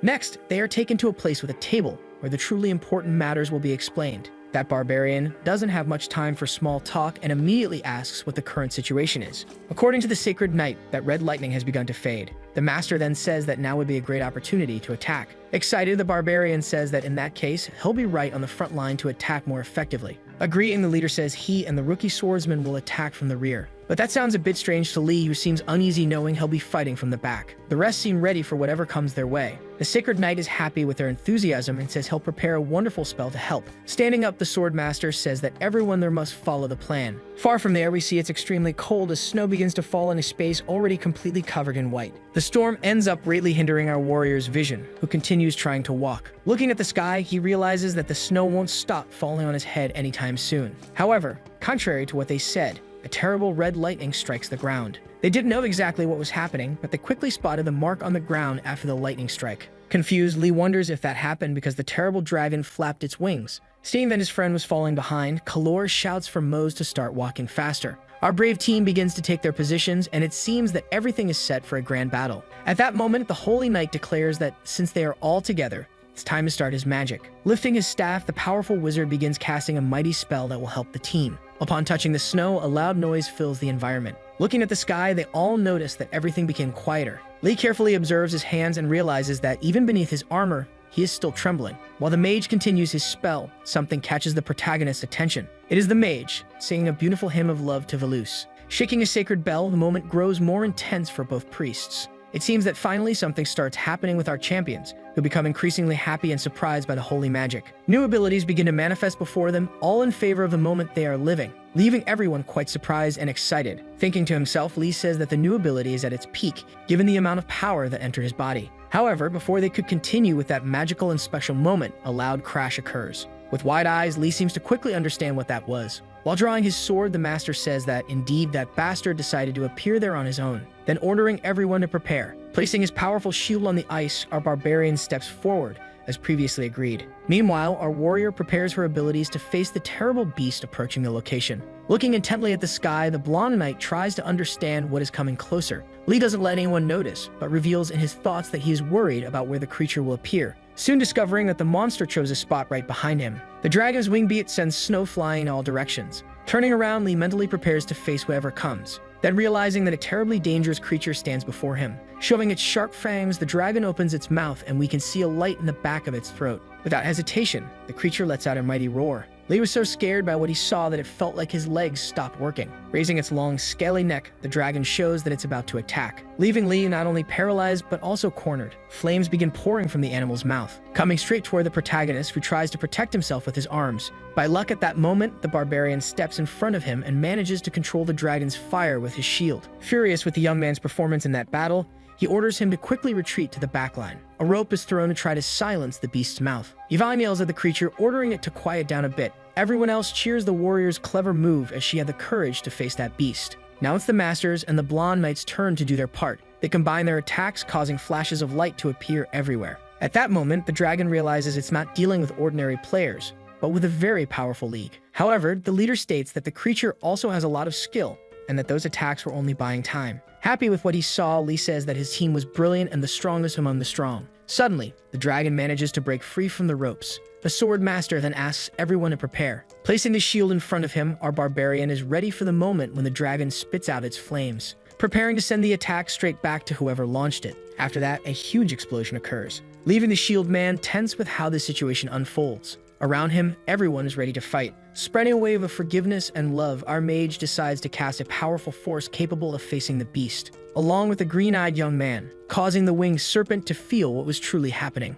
At that moment, a special ability is activated and they have 7,000 seconds to attack the now weakened enemy. Our barbarian is very happy, realizing that now he might actually have a way out. More fiery bolts shoot from the beast's mouth, trying in every possible way to destroy the group. However, all of its magic is turning against itself, since the barbarian's shield keeps reflecting it. The dragon then shows signs of rage. Out of nowhere, the barbarian's strength seems to increase, and Lee notices when this happens. He recalls a moment when something very similar occurred some time ago. The creature spreads its wings and charges for another attack. But the young warriors quickly realize what strategy the beast is using. As the dreadful dragon seems to close in, someone causes thorny plants to rise from the ground. They end up wrapping around the creature. The one responsible is our heroine, who grows more eager to defeat this challenge and finally eat to her heart's content. However, she realizes she won't last much longer. The blonde knight activates his ability, leaving the protagonist completely dazzled. Running forward, Kaloi tells Mose that this is the perfect time to join in on the attack. Our two warriors leap toward the beast with great effort and strength. The dragon quickly notices people closing in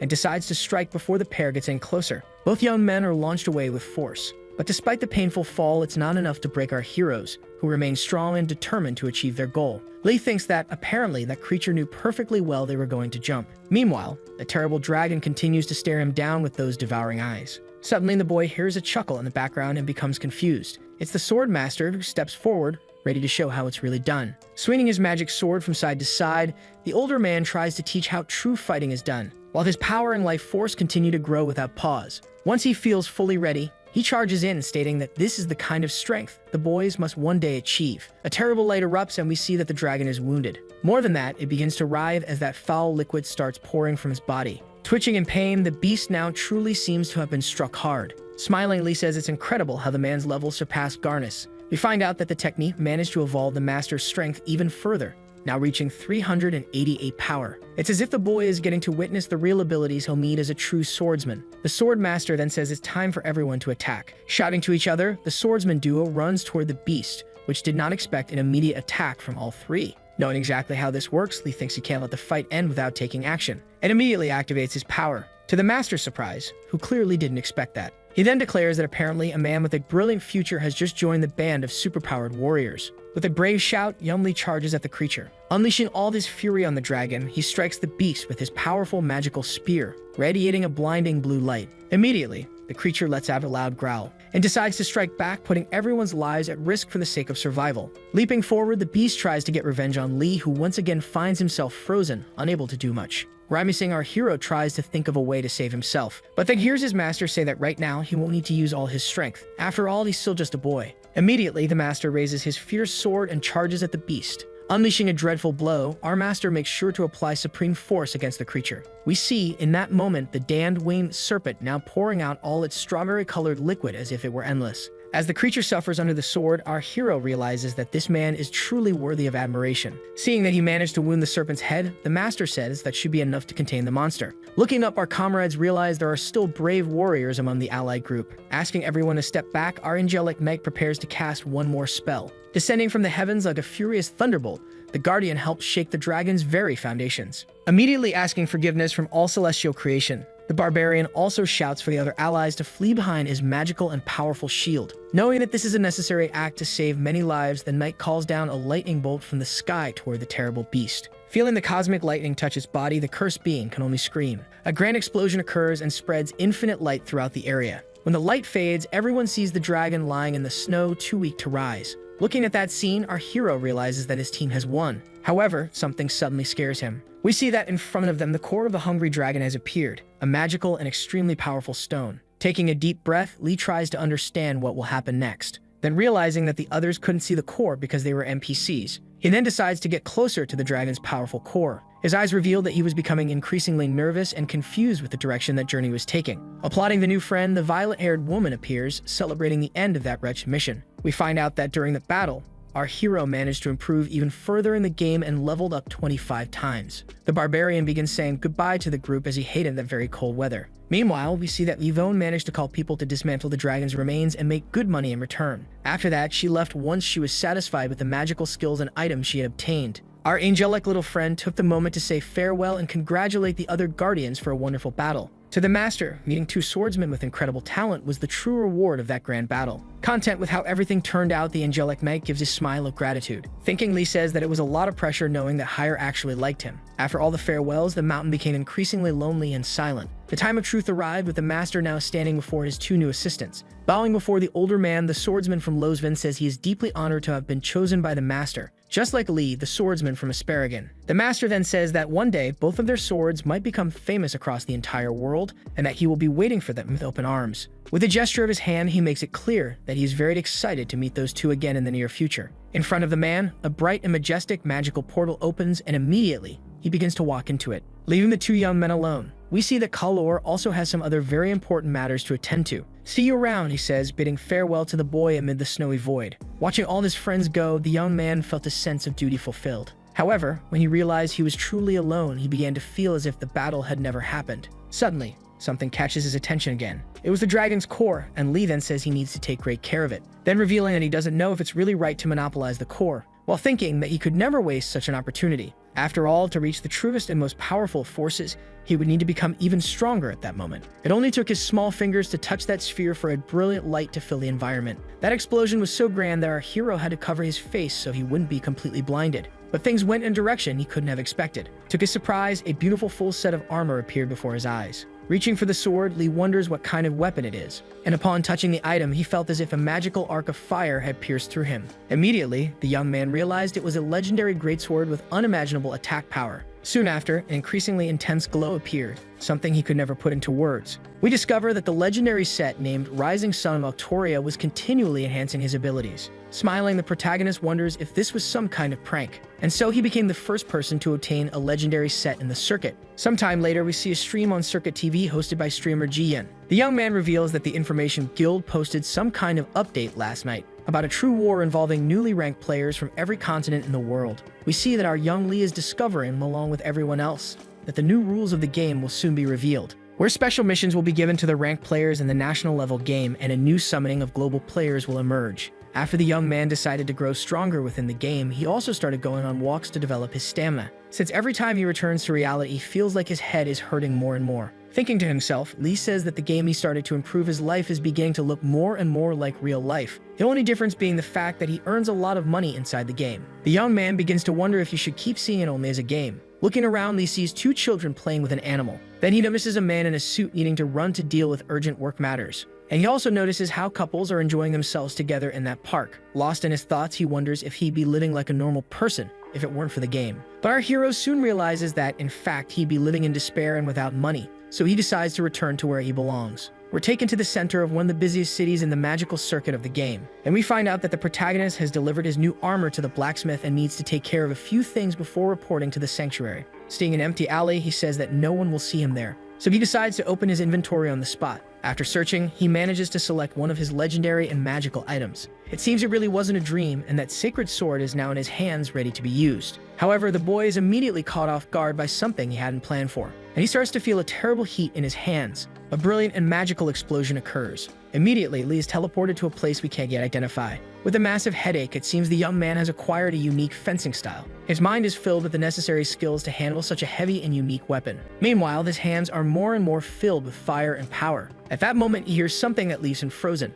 Looking behind, the protagonist feels like he knows that presence. A bit farther away, someone is speaking nonsense, and he can't quite understand the gossip. We discover it's just a boy using a communication orb that allows people to talk across any distance. Remembering that it could be extremely useful, Lee wonders if he should buy that rare item. A short time later, he's already at the shop thanking the clerk for a new purchase. After leaving the place, we see that he has repaired his armor and also managed to acquire a new magical item for his collection. Now he must continue on his path and do something truly important for him to grow immediately in the game. Clicking on his teleportation item, he heads toward the magical sanctuary of Asparagan. Far from there, we see a large ship arriving in the city. A flight attendant thanks the young man for choosing them and says she will treat him like a king. Being friendly, the woman also says she'll take Lee to the White Horse, and that he only needs to follow her. As he walks through the place, our young man observes every detail. Remembering the note, he says he only received one slip, just enough to take him to the sanctuary. Suddenly, someone shows up and asks why the protagonist took so long. To our joy, it's Kia smiling, saying she was already tired of waiting so long. With a huge grin, the protagonist asks if she's going with him, and Ki immediately confirms that she is, because this time the mission will be done as a team. Far away from there, right in front of the Bing caravan, we see many people already walking back and forth. Stretching, Lee says everything seems much farther than it really should be. At that moment, our warrior quickly calls Mo's attention so he can see something. It's the grand building of the Bing caravan where all the brilliant transactions in the kingdom take place. Smiling, the protagonist says the building is incredible. However, before they can continue the journey, someone appears and calls them. It's a man sent by the guild to receive the two young adventurers. With a gentle smile, Russell shows he's a good guy. Immediately, the two follow him into a magical elevator that will take them to a new world. Before they arrive, the man says that both will stay on the 88th floor in the forge room. Extending her hands, our young woman asks if he's the person the master sent to help them. At that moment, the man immediately closes his eyes. Pointing inside the room, he says he'll tell the rest of the story once the two enter. We see that it was truly a beautiful and magical place. At that moment, Russell turns the doorknob that leads to the arrival hall. However, before saying anything, he states that before he begins to speak, he would like to inform them that what he's about to say carries the same weight as what Master Robin told the duo. Making a very important bow, the youths kneel and say that the swords they requested are there to help. Soon after, a message is opened that truly seems to be of utmost importance. Russell then reveals that a new mission has appeared for both of them equally, and that currently the secret weapon that must not be passed to anyone has been smuggled to the Bing caravan, which could be very dangerous. The man states that the item will soon be put up for auction, held on the top floor of the caravan. In this case, the main objective of the mission is to obtain the item from the auction by any means necessary. In this new phase, our heroes will now be known as Ariane, Marie, and Maxim. Sometime later, the duo arrives at the auction house, a beautiful place where people wore very elegant and fancy clothes. At that moment, we see the staff announcing the arrival of Ariane. Wearing high heels from the latest fashion, he begins to enter the venue. At that moment, everyone had their eyes on the girl who radiated beauty wherever she went, including young men who seemed smitten by the girl. We see that in order to participate in those auctions, first and foremost, He had to appear as part of high society. Hidden in a large suit of armor, Lee observed every detail of the place. Looking sharply at everyone, our girl continued walking slowly among the elite young men.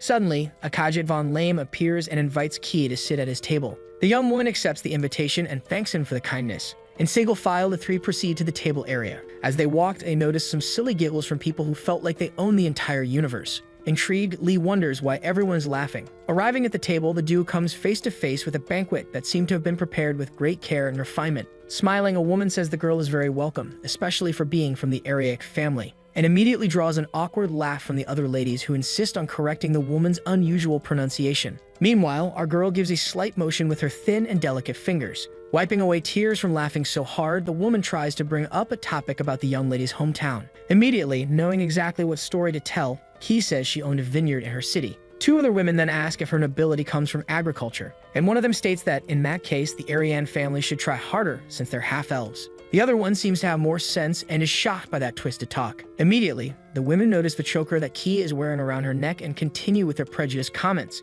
Keeping a vile demeanor, Akajit asks for the young woman's choker to be removed. Immediately, a bald soldier approaches the girl to do the job. Asking her not to blame him, he reaches his fingers toward her, saying he's just following orders. But before he could even touch the girl, a hand grabs his arm. We see that he was caught off guard by our guardian, who obviously wouldn't let that happen. Threatening the man with full intent, Arlie asks if he has a death wish, leaving the women completely shocked. With a confident smile, our girl finds the situation amusing, saying that apparently the Akajit family only recruits the worst as knights. Her remark causes outrage among the high society snobs, who start complaining louder and louder. However, our elf was already tired of everything and declares that she will no longer accept any kind of insult. And to get revenge, she proposes a knight's duel. Drawing his legendary flaming sword, Lee tells everyone he is ready, and that he will win in the name of his family's honor. The duel excites the people around them. Thirsty for a fight, the bald guy declares that he's also ready for battle to defend the ladies of high society. He draws his weapon and quickly reveals that his level is 34. Observing his opponent closely, our boy analyzes that in the end, the man didn't have much skill after all. Starting one of those typical chase scenes in the hall, we see that the Prota defended himself well from the first strike, and it only took one of the soldiers' movements for him to realize the man was way too slow. Gripping his powerful legendary sword, Lee delivers a strike without holding back. The villain's head goes flying due to the sheer force of the impact. With the body falling to the ground when the protagonist saw that big-headed guy, he ran to attack even more. All the rich people around were very surprised. The ladies began to get irritated, as the rumor going around was that the family's defense was weak. Pointing a finger in another knight's face, one of the women orders him to get that trash out of her sight immediately. Promptly, the blonde man introduces himself as the Wind Knight Longshell, and says that under Lady Akajit's command, he will eliminate Lee right then and there. As he drew his sword, he charged for the young man, taking advantage of a moment of distraction. However, the protagonist quickly senses something approaching, and places his hand on his sword to defend himself. That's when the blonde fool realizes he's gotten himself into a truly dangerous battle. Our boy shouts from inside his armor, asking if the other guy is done yet. Panicking over the blow to come, the knight simply calls our boy a monster. That's when we hear the final sound of that cowardly poser, echoing through the whole area. Right after, we see the blonde guy and the bald one lying flat on the ground, leaving everyone around completely shocked once again. With her graceful blue leap, he begins to approach her knight. Taking advantage of the stares, she shouts, saying she is deeply disappointed with everything that happened that night, because besides disrespecting other families, that group had been extremely racist against her origins. Continuing her speech, the young woman states that it was truly shameful, and that no one should forget that this was supposed to be a place where all cultures could come together. Everyone is surprised by the beautiful speech and starts clapping, leaving Ki a little embarrassed with so much attention. Out of nowhere, a bearded man in a hood appears. Lee decides to stay still. However, the man states he has been waiting for him. At that moment, the tower seemed increasingly lit and crowded. It seems like only now things are truly about to begin in Lee and Ki's journey. Taking off her earrings, the young woman says that so far they've done well at the high society meeting, but the real mission is at the auction house. Without saying anything, Lee just watches the young woman completely enchanted. Noticing that strange look, he tries to change the subject and asks why, but the young man simply says he's proud of her performance. Smiling at the boy's comment, she says she kind of already had some experience with that sort of thing. Grinning widely, he asks if the girl is from nobility, talking like someone who's done this before. Ki, however, says that she was actually once a slave to nobles, leaving the protagonist stunned. The young woman then says that's why she already knew how nobles naturally behave, revealing next that she once had a deep desire for revenge. However, nowadays she's a new woman. Realizing he brought up a terrible subject, the boy tries to fix the mood by apologizing, but the young woman gives him a solid slap, telling him to chill about it. While staring firmly at Lee, Ki says that after this mission, she'll be on vacation, so it's best they hurry and finish the job. At that very moment, far away, we see the wheels of what looks like a carriage. It's a small cart transporting people who are talking about some kind of deal. We see Ki and Mose discussing the auction that will happen very soon, and that they need to find out who's buying the scores and get rid of them. For that, they must identify the targets by bidding high. In his thoughts, Lee says that this is the Aiden auction house of the Bing caravan. At that moment, the hall door opens and off go our warriors into the unknown. We see a master of ceremonies who greets everyone attending the auction that evening. According to him, tonight many items more precious than pure gold will be auctioned. He then declares the bidding season officially open. In a matter of seconds, a guy shows up pushing what looks like something truly rare and precious. The master of ceremonies prepares to reveal the item, leaving our duo very curious. When the cloth is pulled away, we find out that the item is the long-awaited preserved nail of the last princess of the fallen nation. Lee and Ki take a deep breath, thinking that what they were looking for would show up right away. However, before anything else, a new mission appears right in front of them and seems to be directly connected to that nail. The announcer then says the starting price of the item is 3 tokens. Someone from the back raises their hand and immediately offers the opening bid. Right away, others begin offering even higher bids. When the charismatic presenter realizes that there were people willing to pay 17 tokens for that nail, he became increasingly excited. Soon after, the place fell silent. Banging the gavel, the auction presenter declares that the item is sold. Then he congratulates the buyer of the nail. Taking a deep breath, Lee says that he's starting to lose his strength. But Ki says that the adventure hasn't even truly begun yet. He urgently needs to calm down. The presenter then announces that it's time to move on to the next item on the list, leaving the duo anxious once again. The item was related to music and belonged to the greatest musician of all time, a certain crazy musician. At this moment, we see that the item being auctioned is the object of desire for our heroes, the score that means so much to the master. After all that time, our clever boy realizes that maybe that score isn't just an ordinary item. To begin with, the presenter says that the starting price will be 4 tokens. As expected, several people start bidding higher. We reach the number of 9 tokens, and the announcer asks if anyone will bid more. From the back, someone shouts to offer 25 tokens for the score. At that moment, the presenter gets even more excited about the possibility and asks if more fools will offer a higher value. However, all that can be heard is silence. Smiling at each other, our duo of buyers feels very happy to have succeeded. The presenter prepares to strike the gavel. However, someone shouts that they would pay exactly 50 tokens for that artifact, leaving the announcer shocked. That was so surprising for our duo that they started looking around to see who made the bid. Ki then asks Lee to focus and not move. Shouting as if there were no tomorrow, our half-elf insists that she would pay 75 tokens for that score. This drives the presenter wild. Surprised, Lee asks if his friend is sure, and she tells him to relax, as she knows someone will offer more. Raising his voice, an old man with a beard claims he will offer exactly 100 tokens for that valuable score. The presenter reveals that he has never seen such a high bid, especially this early in the auction. Smiling, he tells Lee that she warned him this would happen. Looking back, the young man says that now they just need to catch that bastard once and for all. But when he turns his face, he is shocked by what he sees. Not understanding, the elf asks what happened. We, alongside the duo, discover who the person is who is willing to pay such a high price for the papers. It is the special ranked a criminal, Lero. Sometime later, we see the man running. He is immediately stopped by Ki and Lee. But the villain is quite clever and reveals that he knew they were watching him. Realizing he would be a cruel opponent, Lee grits his teeth, trying to control his fury. Summoning a deep magic, Lero says that he was waiting for that moment. Thinking to himself, the protagonist says that if he's hit, he will definitely be massacred. With all this pomp, the villain makes a point of maintaining his elegance to introduce himself once again to the young duo. Soon, Lee asks Ki to be very careful, as she isn't a player who knows how to measure the levels of others. He then reveals that the level 102 man is a monster. Maintaining his enthusiasm with the situation, Lero insists on speaking difficult words and appearing much more elegant than he already is. While stroking his white goatee, he repeats Moses' name. The elf then asks if the boy knew that rogue from somewhere.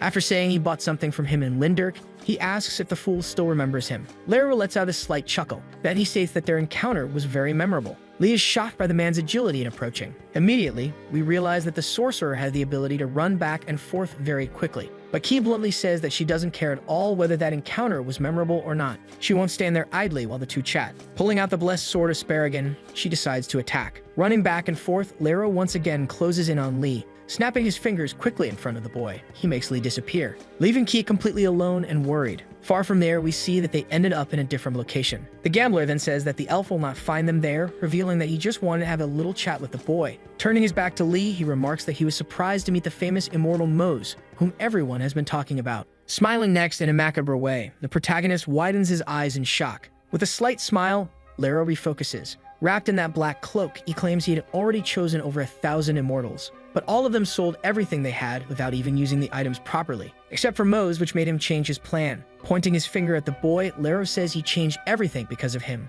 With glowing eyes, he then asks why the boy became a swordsman, stating that he knows everything that happened was no simple coincidence. At that moment, we see Lee with his eyes wide open. The gambler then states that, in fact, everything was part of his plan. Mouth agape, the protagonist asks why, while wondering if he had never had any luck at all. Falling to the ground, Lee wonders what kind of thing was happening. Explaining, Lero says he did what he did so that world could be conquered by the immortals. Making everything worse, the man starts working on the boy's mind and tells him to use his anger to conquer the world, and to avenge his family, which was destroyed by the Empire. Lee is confused since he wasn't used to hearing about revenge in that way. With red eyes, Lero gets closer to the boy and commands him to attack everyone who wears a golden crown. After all, the boy has everything it takes. Could that have been the reason for all the confusion? Because if so, the young man might finally make his plan work. Thinking to himself, Lee says that Lero is human too, and wonders if meeting Kia, who once also sought revenge, was all part of Lero's plan. But all that talk started to make no sense, because Lee knew he had made his own choices. Trying to resist all that talk, the boy stands up and states that he was not part of any plan, while the man continues staring at him intensely. Grabbing his necklace and remembering that the item had saved him,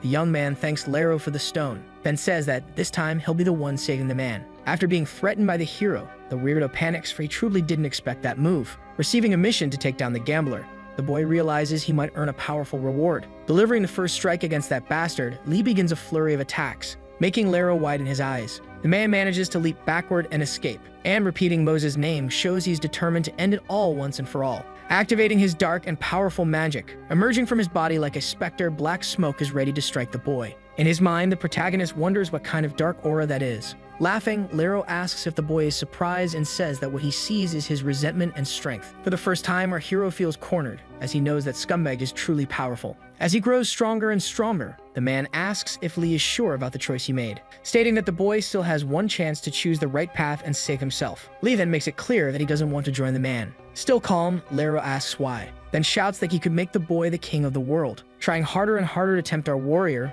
the man says he only needs Lee's power. But with all of his inner strength for good, the protagonist resists the temptation of that filthy being who kept trying to corrupt him. However, that wounded the enemy's pride, who started casting his evils in the form of shadows. Showing a clear sign of rage, he said he'd have to defeat the boy with his own hands. But our warrior made sure to say that, if that's what he wants, it's worth noting it won't be such an easy challenge. A true ancestral duel begins, and we see Lero holding Lee's sword. The man says he knows very well that the boy came from a completely different world than the one they're in. He then reveals that he sold his body and soul to study our warrior. While fighting, the young man tries to think about how this will all end. Lero then says he knows the protagonist only came there seeking thrills and fun, and that's why he made sure to give that to the boy. Throwing it all in the player's face, he claims he was the one who gave him his powers, along with dreams and stimulation, as well as pleasure and fun, but he doesn't understand how Lee could reject his offer, especially since he was there only in search of amusement, so he shouldn't care about what happens in that world. Lee then says that he ended up in this world with the true intention of making a lot of money in the real world, and thanks to Lero, he kept getting stronger and gained a lot of experience. But the more he ventured, the more he realized how beautiful and grandly magical this world was, because every place he visited made his heart beat faster. To Lero's surprise, the boy could only express his feeling of gratitude. He really couldn't help that marginal being destroy the world. Being insistent, the gambler asks again why. Speaking firmly, Lee begins to try to convince him that the enemy didn't have the eyes of someone who wants to destroy the world. That's why he will help him end his pain. Placing his hand on his face, it seems the man really didn't expect all that speech and lets out a laugh. The laugh gets louder and louder. Lero then shows that he's truly determined to destroy the world for the sake of revenge. He asks what nonsense the boy is making up, but if he wouldn't listen to him, it was really time to end everything. Grabbing his powerful sword, Lee places the weapon right in front of the man. With a dark look, Lero orders the young man to die. Lee attacks furiously, aiming to strike his enemy even more, but it seems his strength was diminishing more and more, and now he only had 30% HP left. Lero then orders the boy to open his eyes wide, to see his hatred and his revenge. At that moment, he runs to attack the boy and sees all his power rapidly diminishing in an unprecedented way. Lee realizes that this way, he won't be able to reach the opponent's mind. Immediately, the duel takes on huge proportions and everything keeps getting worse and fiercer. Looking at Lero, the young man thinks that this guy will never manage to escape the cycle of revenge. Soon, he really needs to think of something before it's too late. A radiant light shines suddenly. Immediately, the sword's power seems to be even brighter than it normally is, startling the boy. We discover that after destroying 100 monsters, Lee gained the effect of Atoria's mark. Looking at the panel, the boy wonders what ability that is. However, at that moment, his body collapses. Pulling his sword harder and harder, the young man feels he will have the strength to fight against the evil of the world. He then drives the mighty solar storm into the ground, causing a massive explosion of sunlight. For this, that bastard wasn't expecting, and he gets scared upon realizing the powerful divine light coming his way. A gigantic hurricane begins to swirl, not caring about what's in its way. Until finally, we go back in time and learn the true story behind that terrible revenge. It seems that the Empire's worms destroyed the man's family, who until then had been a very good and peaceful man. Soon after, time passed and he started gaining powers and wealth, all for his greatest revenge. With his hands covered in red juice, he began living in pursuit of his goal, unafraid of what would come afterward. His hatred was so immense that he couldn't forgive even children. As time went by, he got lost in his ideas and no longer knew who the true villains of the story were. And when he realized that what he did was wrong, it was already too late. That's when he was greatly shocked upon realizing that Lero also had a human side in the end. The man starts to disappear slowly while thanking the protagonist for everything, revealing that he always believed the boy would be his salvation. Like a celestial glow, he evaporates, becoming a bright cosmic star. Quickly closing his eyes, Lee asserts that, in fact, it was Lero who saved him in the end. Right after, we notice that a huge, powerful sphere appeared in the field. We see Ki, who was very worried about the young man and thought she had lost him for good this time. When she spots Lee, she runs to try to find out what was happening. It was at that moment that a secret trace appeared before him, and now the guy was really more skilled. Meanwhile, high above the city, one of those fast ships racing through the air crosses the screen. At the same time, our hero looks closely at the screen. Immediately, we see that it's an incredible piece of news about the new ability he's acquired. To the boy's surprise, that would give him many new powers. Soon after, we discover that the ability could be activated soon, and it's called Ruin of Luck. That combination is so incredible that new abilities will soon be conjured. He also receives a ruin of combinations capable of storing colors, the same ability Lero used to wield. The time has come to gather courage and use it before it falls into truly wrong hands. If there's one thing he learned during this last battle with Lero, it's that even though this is a virtual reality world, even if its residents are really just NPCs wandering around, they are still humans with emotions like hatred and regret, unlike the old NPCs who were completely programmed. At that moment, the hero begins to wonder if this can really be considered just a game and not a reality. Suddenly, a voice asks if he's okay. Realizing it was the beautiful elf, the boy quickly tries to compose himself and confirms that yes, everything was fine. Then, with a big smile, she asks her companion what he'll do with his long-awaited vacation. However, Lee reveals that he hasn't managed to plan anything, making it clear that she has planned something. The elf says she wants to go to her homeland and stay there for an indefinite time, revealing next that the place is a small town located in Asura.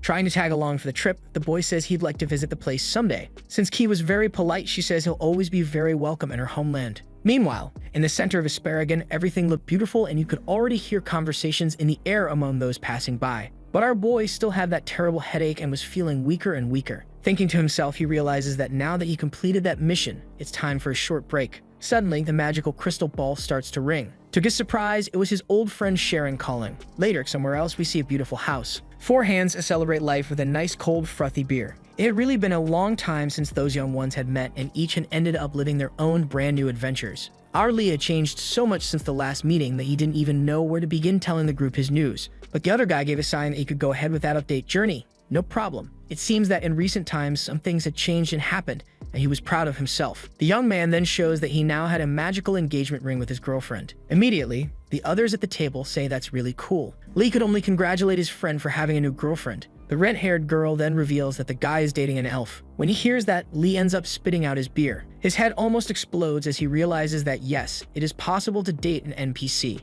and that after that last battle, he saw that many people enter the game to fulfill their dreams. And more than that, the truth is that NPCs also had lives and desires of their own, just like any person. However, after Lero, he still hadn't fully digested everything. At that moment, he hears someone calling his name. The guy in the green hoodie then asks if he can call him Kyun. Thanking his friend, he says he was able to pay off his college debt thanks to the help he got from the game, saying that now he's earning a lot of money in there. A wonderful feeling of gratitude fills the room and leaves our hero speechless. Lee then decides to give a soft smile, explaining next that if the other hadn't been in the group, he would have had a lot of trouble trying to help people out there. In the end, each of them had done their part in those recent battles. Sharon then says that if it weren't for Mose, some really terrible things would have happened. The man in black then comments that other players also fell into that trap, and many ended up quitting the game because of it. And on top of that, they took down a field boss, and if it weren't for the hero, they really wouldn't have made it. A true feeling of comfort was washing over the warrior, who now seemed happy with the simplest things. Thinking, he says that the opportunity given to him by the red-haired girl had turned into new chances for many others.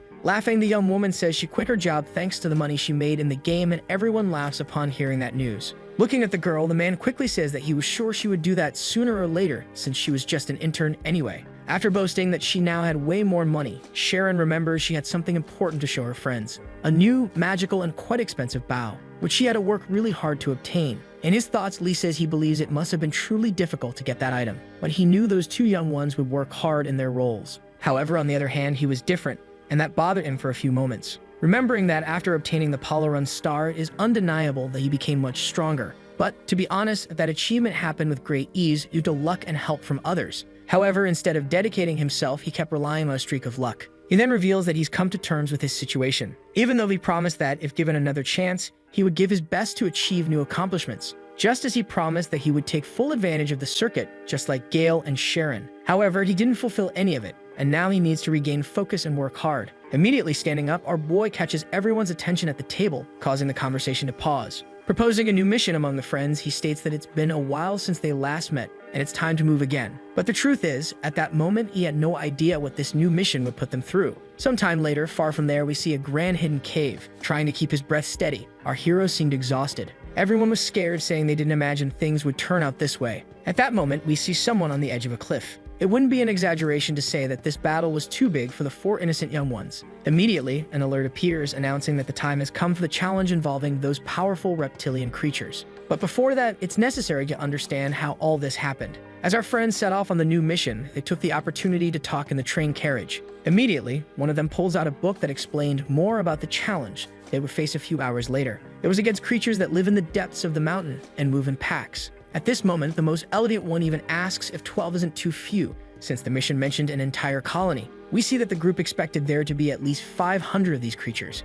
Lee then says that someone must surely be leading these creatures. Clearly, Mose was right, and it was necessary to focus on the leaders as they would be the key to the journey. But to attract them, it's necessary to prioritize occupying a specific area and divide the tasks among them. Soon after, the group begins to clearly separate the tasks to be carried out in this battle. Since the guy in the green jacket could use magic, he would support the protagonist, while the uncle of the group states that he will protect the young man with his shield. Confused, Mose asks why everyone wants to stay by his side. At that moment, they affirm it's because he is the central factor of the group, and that plan is the one with the highest chance of success, so Lee should just accept it. Everyone goes quiet, waiting to see Mose's reaction. The young man doesn't say anything and gives only a slight smile to indicate that he agrees with the plan. Then immediately, he shouts to everyone, saying that he finally understood the plan and that he agreed with the division. We see a magical orb that was acting as a real lantern in that dark and devastated place. In fact, it was a prism, and it seemed too delicate to be used in that environment. Next, something seems to catch the young woman's attention. Letting out a loud scream at that moment, she orders the troops to stop moving. While everyone looked to the back of the place, they felt that a terrible, strange noise was coming from there. Immediately, the brave warrior states that this should be the right place to find the creatures for the battle. However, the guy in the green jacket asks everyone to wait a bit. Looking carefully, they realize that the truth is, the path was ending right before their eyes. And ahead, there was a large cliff. Shouting loudly, the young man states that they must be very careful not to fall into the abyss. It was exactly at that moment that a bright light appeared right behind him, resembling an eye. Someone yells his name and Guile realizes that he's in trouble. Sharon tells his friend to be careful. Immediately, we hear a blade in the air. It was our warrior who could finally use his new abilities for this campaign. Drawing his sword, the warrior is ready to face the terrifying being and start the fight. Meanwhile, the others try to help Guile, who says he's fine. However, it was at that moment that more eyes appeared in the darkness, and they realized they were really in trouble. Many eyes were staring at them from the depths of the lonely mountain. Mouth agape, Mose says that there are many enemies there. Then a new message appears for them, stating that they need to remove all the terrifying beasts from that cave. However,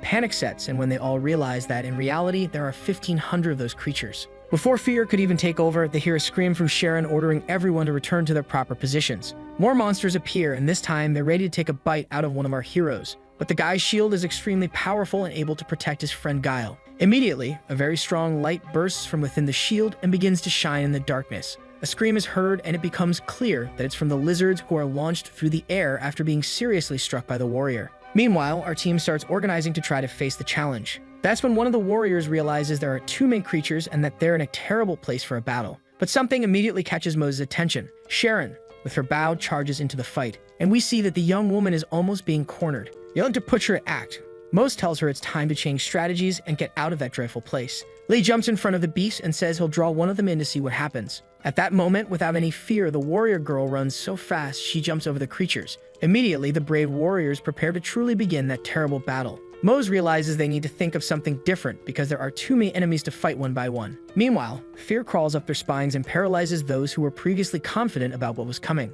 Seeing that Guile is trembling, the young woman yells at him to get a grip and pull himself together in the middle of all that chaos. But the guy says they're totally screwed. That's when they realize the plan had failed and it's time to flee before the worst happens. But our warrior girl refuses to quit and does everything not to throw in the towel. At that point, courage begins returning among the group. Everyone realizes it's time to finally take real action. Not to mention that, in the middle of all that, they hadn't even spotted a leader among the creatures. That's something important they still need to do. Lee watches everything, and tries to come up with a plan that could make things end well again. Right after, he receives a wonderful alert and looks surprised. We see Lee crack a slight smile, because the Solar Storm ability has been activated again. The warrior then says he'll protect everyone with his shield while they escape, but Lee says it's not necessary and that he'll handle the situation. Suddenly, the lizards decide to attack with full force. One by one, they jump on the boy, trying to destroy his abilities. At that moment, the team becomes incredibly desperate, unable to believe what they're witnessing, and they start calling out Moses' name. An incredible explosion occurs, causing solar radiation to spread all throughout the cave, making the shield warrior cover his eyes.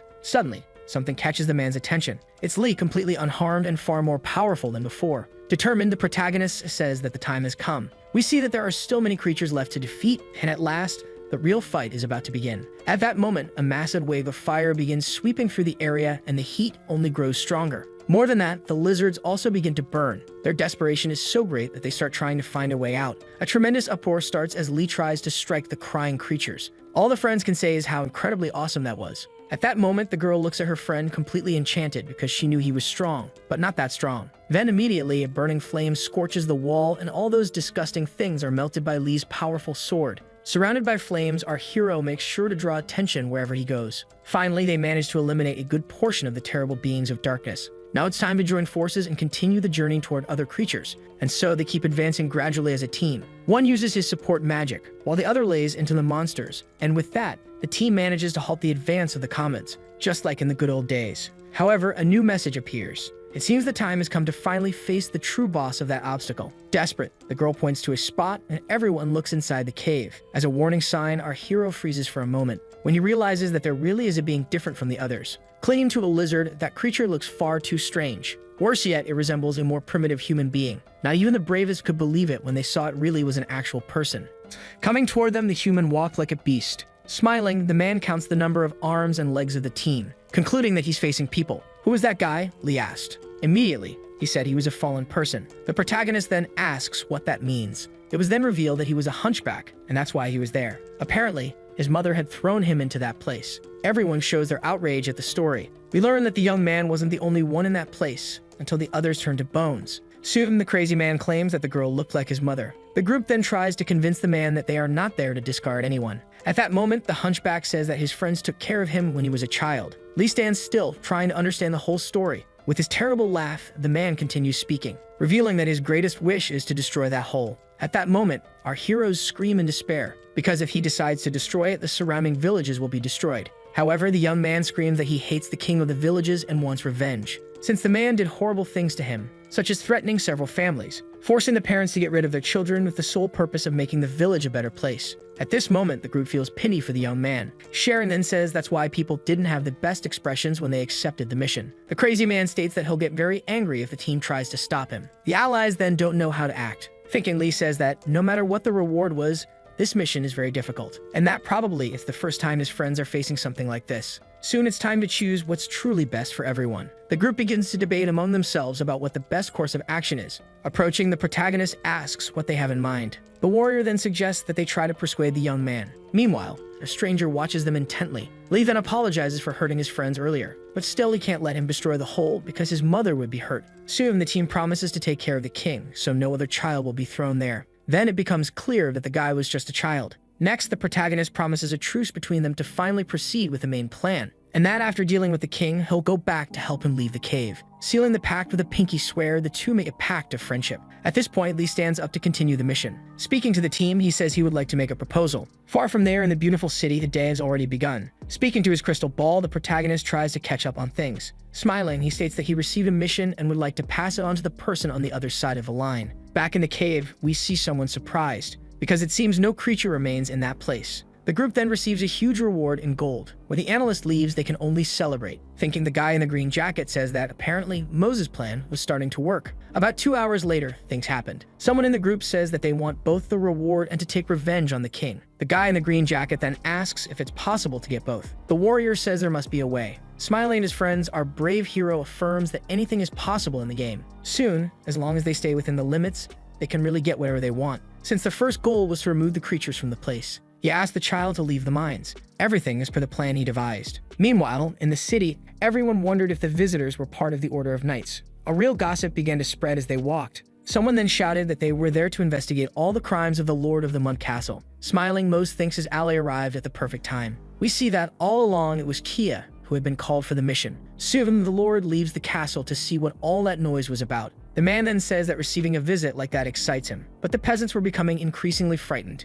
Meanwhile, people were crying out for Ki's help. Crying, a man says that his daughter was beautiful, but he had to throw her into the cave. Suddenly, someone tells Ki that apparently they won't even need to search for the evidence. We discover that the person was an old acquaintance of ours. The boy says that if all the laments of those people are true, he would really like to know how to help. However, the Lord says that no one there is more loyal than he is, and that those who were cursed at birth should not be allowed to live. Everyone around grows increasingly irritated with that kind of talk. A real argument breaks out between the king and Lee's team. But our angel was there trying to find a solution, saying he came because of certain rumors. However, all that discussion only made the king more stressed. Nervously, he asks who dared to make a request against the king of the castle. He then orders his soldiers to arrest them all. At that moment, all the villagers realize that a battle is about to begin. Dark and serious, the blonde knight stares at Larry. Activating his power, he asks what the man thinks he'll be able to do in his presence, defying the evil lord who only wanted to bring tragedy into people's lives. He says that people like that man pollute the continent without realizing their own insignificance. Realizing he was being insulted, the lord begins losing his composure more and more. At that moment, the angelic being acts immediately, saying he's starting to lose patience with that kind of attitude. Suddenly, Hoarder decides to deactivate his power, because the mission was not his. Panicking at the threat, the king has no idea how to react. Out of nowhere, a powerful energy overwhelms him. Thanks to Ki, who at lightning speed delivers justice with her sword. Everyone is shocked by the scene, but they quickly begin to celebrate, for now they are free. At that moment, new abilities are unlocked and the mission appears as completed. Smiling, the armored warrior says that Mose was really right. Suddenly, someone catches the protagonist's attention. Sharon approaches and hands the boy a note left by the crazy kid from the mines. Without hesitation, our boy opens the paper, and we discover it's a letter written by the young one, who, in addition to thanking them for everything, left an invitation. We find out there's a large ship inside the cave. He approaches and asks if he has any idea how far her home is from there, just to be randomly called like that. Smiling, the protagonist says he missed her, leaving the elf a little embarrassed. Far from there, back at the tavern, our friends talk about everything that happened. Curious, Sharon asks what Lee's relationship with Ki is. Smiling, the young woman says that if she had to give it a name, she'd say they're work colleagues. After all, that's what any player would say. Drinking more and more, the protagonist thinks he hoped it would be something more special than just that. Later, he decides to return to the cave and realizes the place is cleaner than usual and filled with water. Puzzled, the boy wonders if he's in the right place. Suddenly, something rises from the water. It's the ship mentioned by the abandoned child. Lee can't believe what he's seeing, saying it really is a powerful and majestic ship. Suddenly, our hero gains access to a ruin of luck. A message appears, asking if he wants to use the ability. Without hesitation, the boy clicks to confirm. To his surprise, a very bright light appears, and now the ship is transformed into a core. We realize there are many abilities linked to this boat. Once again, he encounters someone, and is surprised to see the person standing in front of him. It's the angelic knight who always helped him. We see that neither of them expected that meeting at that moment. Curious, the protagonist asks if Ki will be held responsible for what happened, but the angelic knight asks what he's talking about. Lee then explains that according to the order, the young woman committed a sin. The blonde youth then says that's true, but that he is still human, leaving the protagonist speechless, because the holy mag was happy with what had happened. After dropping that bombshell, he vanishes into the woods. It's then that Lee realizes the guy was a human just like him. Far away, we see a peaceful, quiet place. We see Ki with a terrible hangover from the night before, and the warrior finds it all very amusing. Smiling, the young woman says she's happy to have made new friends, and that they don't care that she's an elf. That was the real reason the warrior liked our hero so much. Our boy gets embarrassed and doesn't know what to say. Saying goodbye to her friend, the young woman says it's time for breakfast. In the dining hall, we see lots of people eating and chatting. Meanwhile, a brief interrogation begins for the boy who's just trying to focus on his meal. Lee says he's thinking of looking for another mission and asks if the group wants to come with him. Without hesitation, everyone agrees to participate. The girl, increasingly excited, tells everyone to start getting ready. The time has come for everyone to embark on a quest for new adventures. Meanwhile, our brave hero was looking for a new way to experience the game. Then, extending his hand, the boy made sure to invite the elf for an adventure journey. Seeing the boy's hands reaching out to her, our girl becomes paralyzed. Smiling, she says that she accepts the invitation. Meanwhile, we see the boat crossing through the clouds. They couldn't believe how beautiful it was to be on it. Everything was even more beautiful on the inside, and we can see that everyone was shocked by the environment. He asks where Lee got the boat from, and he says it was somewhat of an accident. At this point, the girl couldn't stop looking at a creature behind her. The protagonist then says that it's a red-eared tree fairy responsible for the foundation of the place. Everyone was startled to realize that the creature wasn't a statue. Then the ship docks in front of the city. Mose and the others quickly disembark. Immediately, the young man suggests that they walk to the Information Guild, but something strange happens and we soon realize that it was a kind of rebellion. The protagonist decides to squeeze between the people to see what was happening. They then discover that all guild services have been suspended. Everyone is left speechless by the news. Suddenly, someone shouts, calling everyone to the square. Lee immediately looks back and starts running, stating that it seems like the TV is going to broadcast some very important information. We find out that some tasteless prank was happening in real time, and no one could quite understand what was going on at that moment. Someone then announces that the system has been taken over and players won't be able to force the live broadcast to end. Covered in strawberry juice, the mysterious person states that they have a question for the immortals. They want to know who allowed them to enter their lands and do whatever they pleased, claiming that they know no one gave them permission for anything. So they are nothing but invaders who have stolen from them and humiliated them. Filled with anger, the man points to other players being held hostage. Nervously, Lee thinks that everyone there is innocent. A bad guy appears, saying that he is the true lord of the game, and declares real war on all the players. A new mission is activated mysteriously, and now Lee has to face these beings. We noticed that several communication sites were reporting the incident. In the communities, all anyone was talking about was the so-called invasion. Many players were now worried about the future of the game. Meanwhile, the flying ship continues on its journey. Mose remains silent, trying to analyze the situation. At this point, Key approaches with a leaf tea for him to drink. Soon, both begin to reflect on this terrible incident. While drinking, the young woman says that she was really surprised, probably because she had been in wars since the moment she was born, to survive wolves and not to be abandoned by her parents. But now she's not sure if she can worry too much about other people's wars. Soon after, the young woman looks out the window and says that, according to a famous mage, the world was in a somewhat unstable state. That's why elves exist and are beings from other dimensions.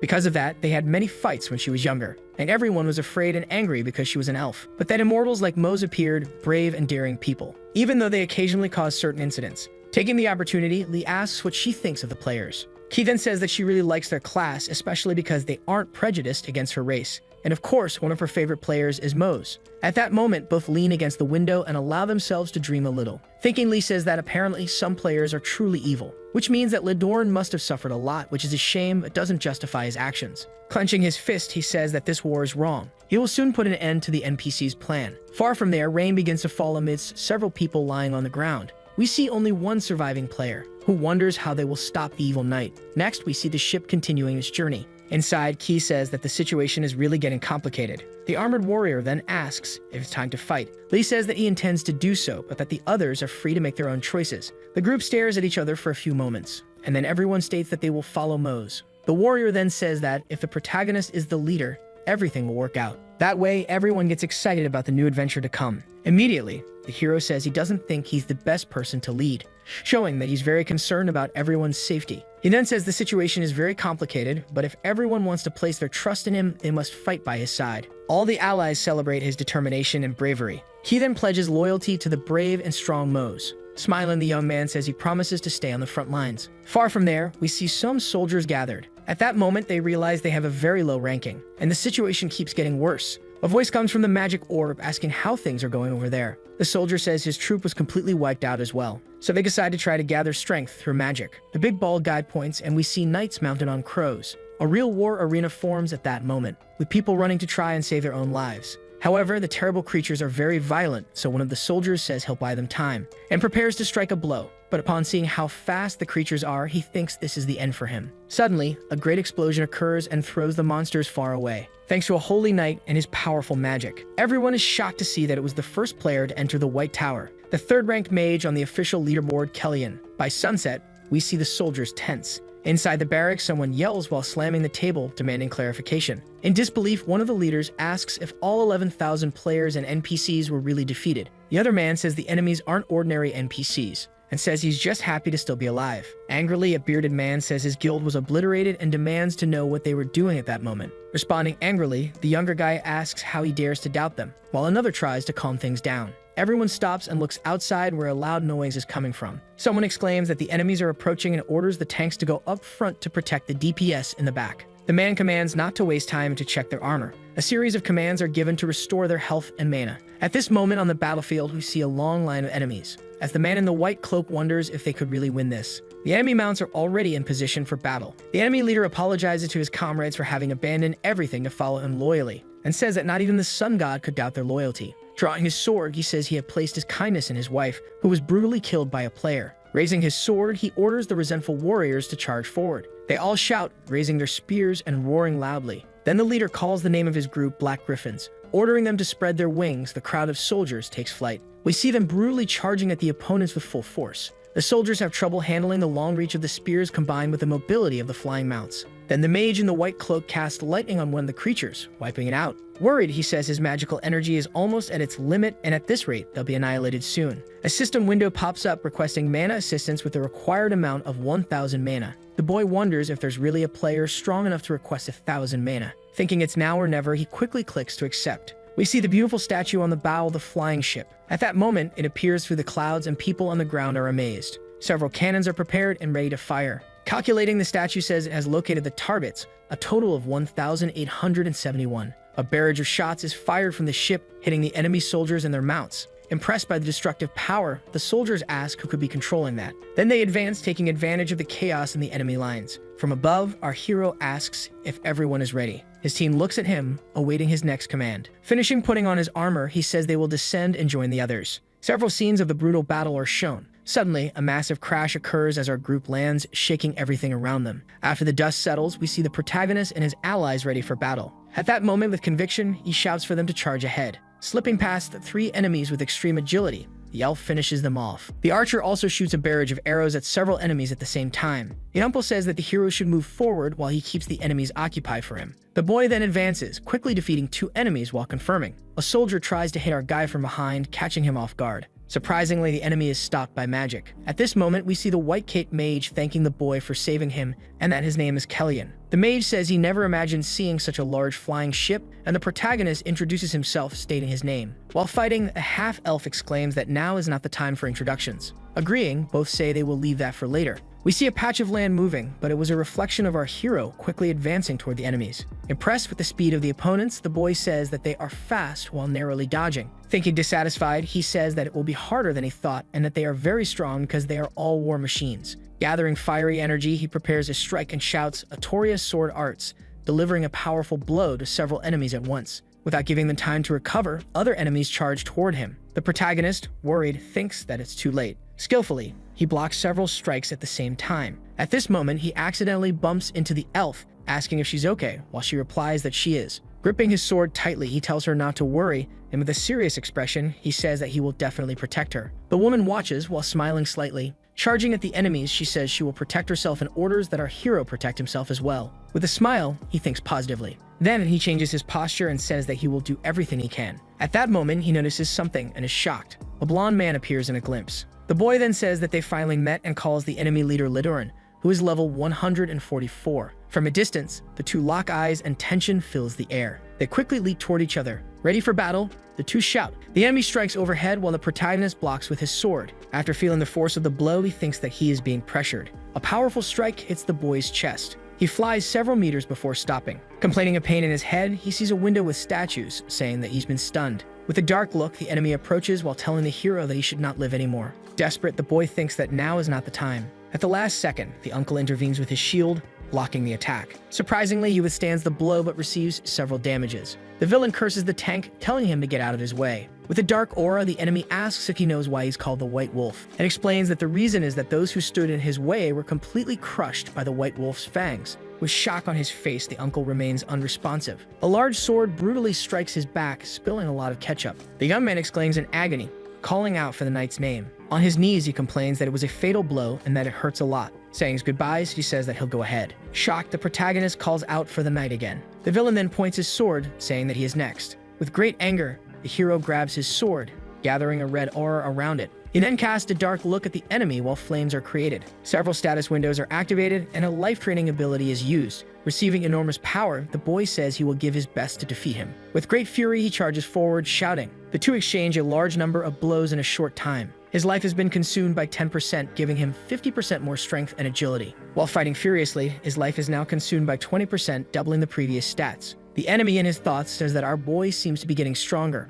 At this moment, his HP is consumed by 30%, giving him an additional 150 status points. Shouting, the young man delivers a strong blow to the opponent. The enemy is then sent flying, hitting a pile of stones. At this moment, the protagonist calls out his name while showing signs of exhaustion. Responding, the villain says that it seems even immortals get irritated by the loss of a companion. Telling him to shut up, the boy charges forward while his status has already increased by 200. Furiously, the two clash their swords against each other. In a dark tone, the villain says that the hero's companion is immortal and can come back to life. And even if he was angry, he would never be able to understand the pain he himself felt. Striking endlessly, he says it was the pain of eternal separation. Our protagonist exclaims as he realizes the terrible situation he's in. At that moment, we see the enemy's level increase to 178 and 210, and finally 235. With hatred, he shouts, calling them immortal players, calling them outlaws. Staring at the hero, he says they don't deserve to set foot on this land, and says that their punishment will be the opposite of living. A strike is launched quickly, catching the boy off guard. Our boy suffers a serious wound to his shoulder, falling to the ground with a lot of strawberry juice spilling around him. The villain says that players aren't the masters of this world, so why do they try to take it? And with anger, he asks why they get to decide the fate of the people others love with their dirty hands. Someone shouts for the protagonist, saying they're coming to help, and we see Archer and Gilly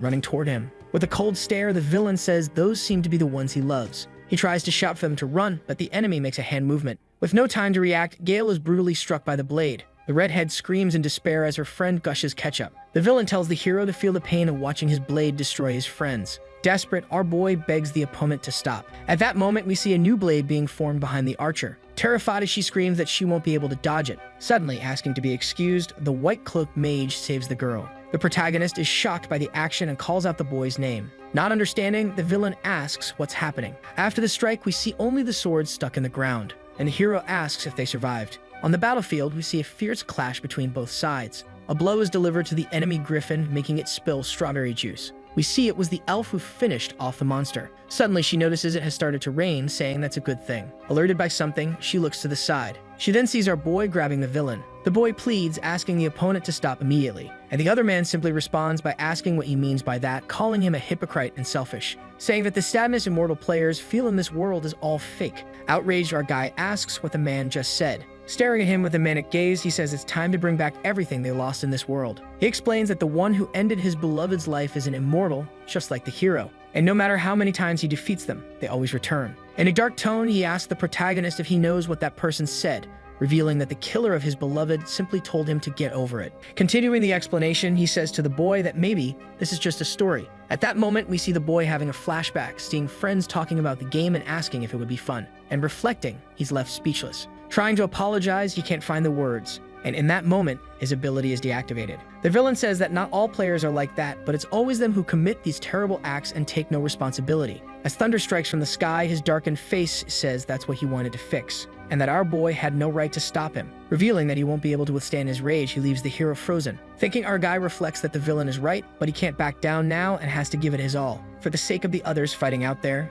and we see his companions and enemies on the battlefield. But even with his ability deactivated, he's the only one who can face him. And with resolve, he thinks he needs to stop him. Then the two charge toward each other, ready to cross swords once again. Our boy spots an opening. Leading in, he prepares a sword strike. The enemy asks if he really thought he had left an opening as his sword sprouts from the protagonist's back. Saying that his haste will be his death, he strikes at the shoulder. The young man is left with only 20% of his health, lamenting the high damage. Wondering if this is the end with only 20% HP remaining. Coming to it, he hears someone calling his name. The elf shouts for him to hang on because she's on her way. Both the villain and the hero turn to face the girl, while the villain asks darkly if that's another immortal. And the protagonist looks terrified. He screams desperately, telling the elf to run away in that very instant. His enemy asks the woman if she knows this player. Without hesitation, she responds that she does. He then asks her if she would risk her only life for an immortal. The girl remains silent, looking straight ahead, and our boy pleads with her not to continue with this. With a smile, she proudly says yes because he is valuable. Even if the hero were like a god who never dies, she couldn't allow him to suffer. And that's why she would risk her life for the boy, whether he was immortal or not, saying that she cannot decide what the other will do because the choice is up to him.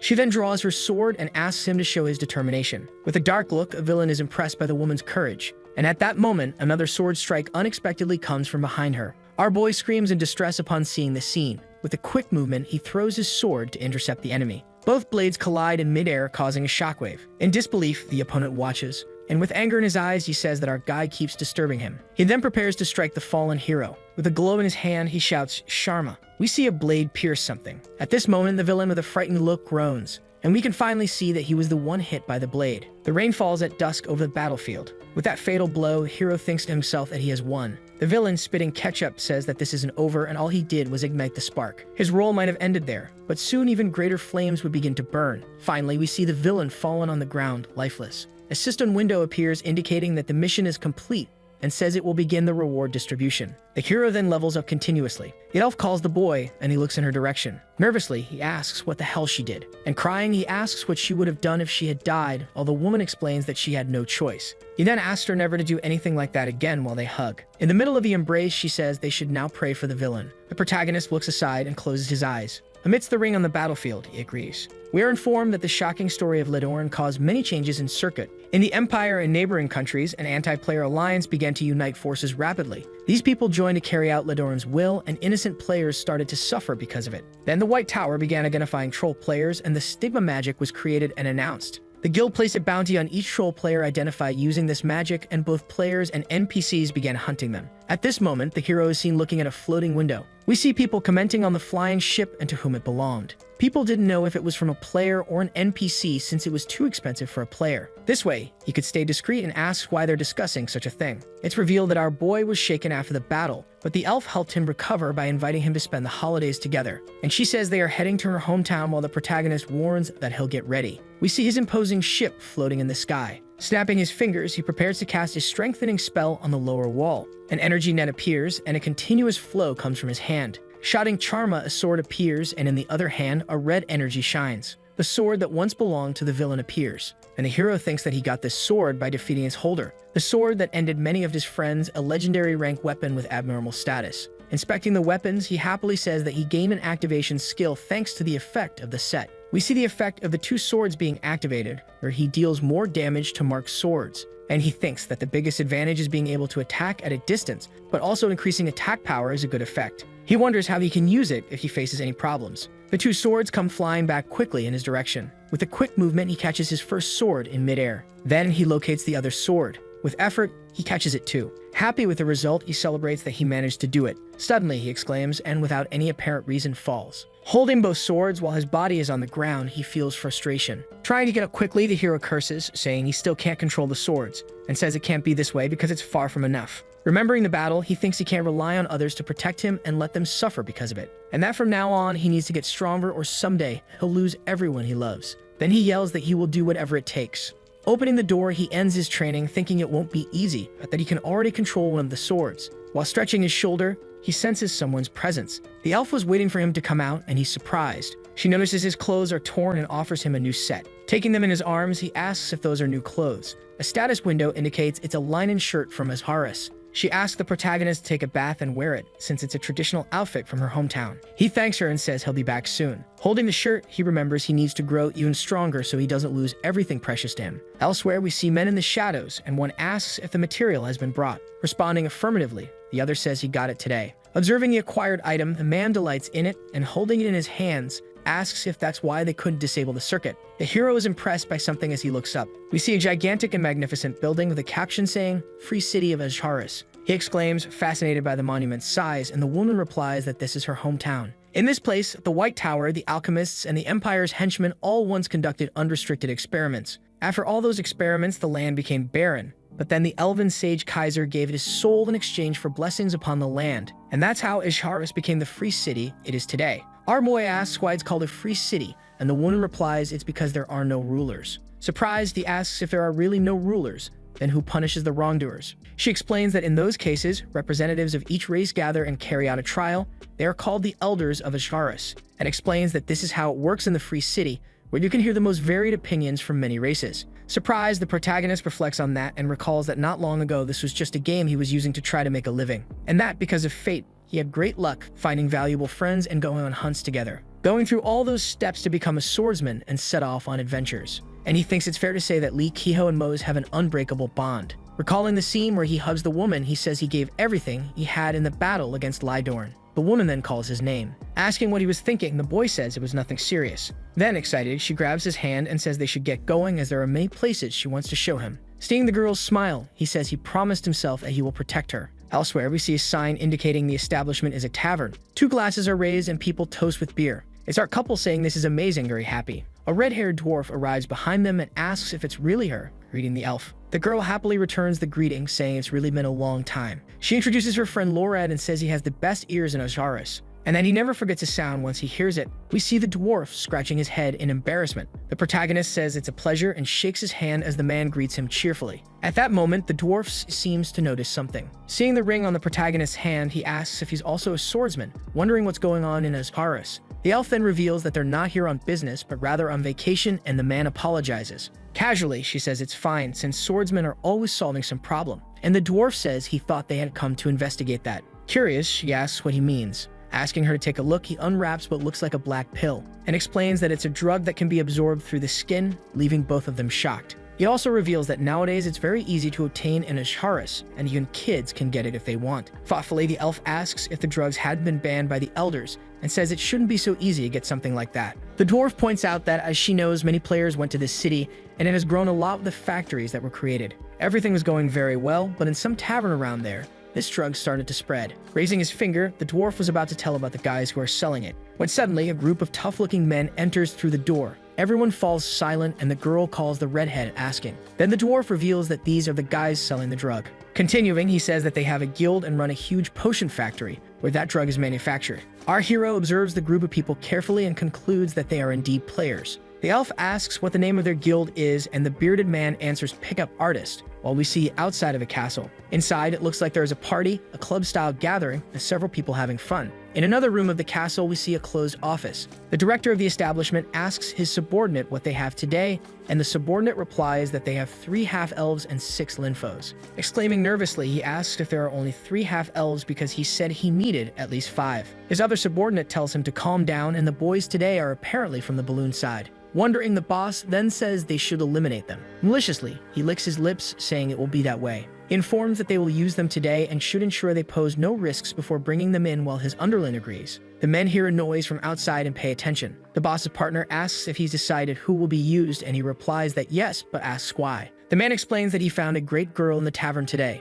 Informing that it was a half-elf who was with the player, the boss excitedly asks if there's a photo of her. Quickly, he pulls the photo from his pocket, and the other snatches it from his hand, ordering him to give it immediately. With a wicked smile, he says that's exactly what he wanted and that they should eliminate her. Looking at the photo, he orders his goons to go after her while laughing maliciously. The sunlight illuminates an old building under a clear sky, transmitting a calm and serene atmosphere. Someone delivers a bowl of root soup that increases all attributes and HP recovery for an hour. The protagonist asks if Key made it all by herself, and she confirms. Happy, he takes a bite and says he will eat it all. The woman asks what he thinks of the food, and he responds saying that it's delicious and the best in the world. Excited, she says that today the hero will meet 2 of her friends, Asura and Farah. The little bearded man crashes through the door, calling for the 2. Our boy urgently asks what happened, and we see that the elf was hit by the food he spat out. With a serious expression, the dwarf says it's an emergency, and they must go with him immediately. Outside a building, a horrifying scream can be heard. Doctors covered in ketchup ask what kind of infection that is, and if she ate something poisoned because no treatment is working.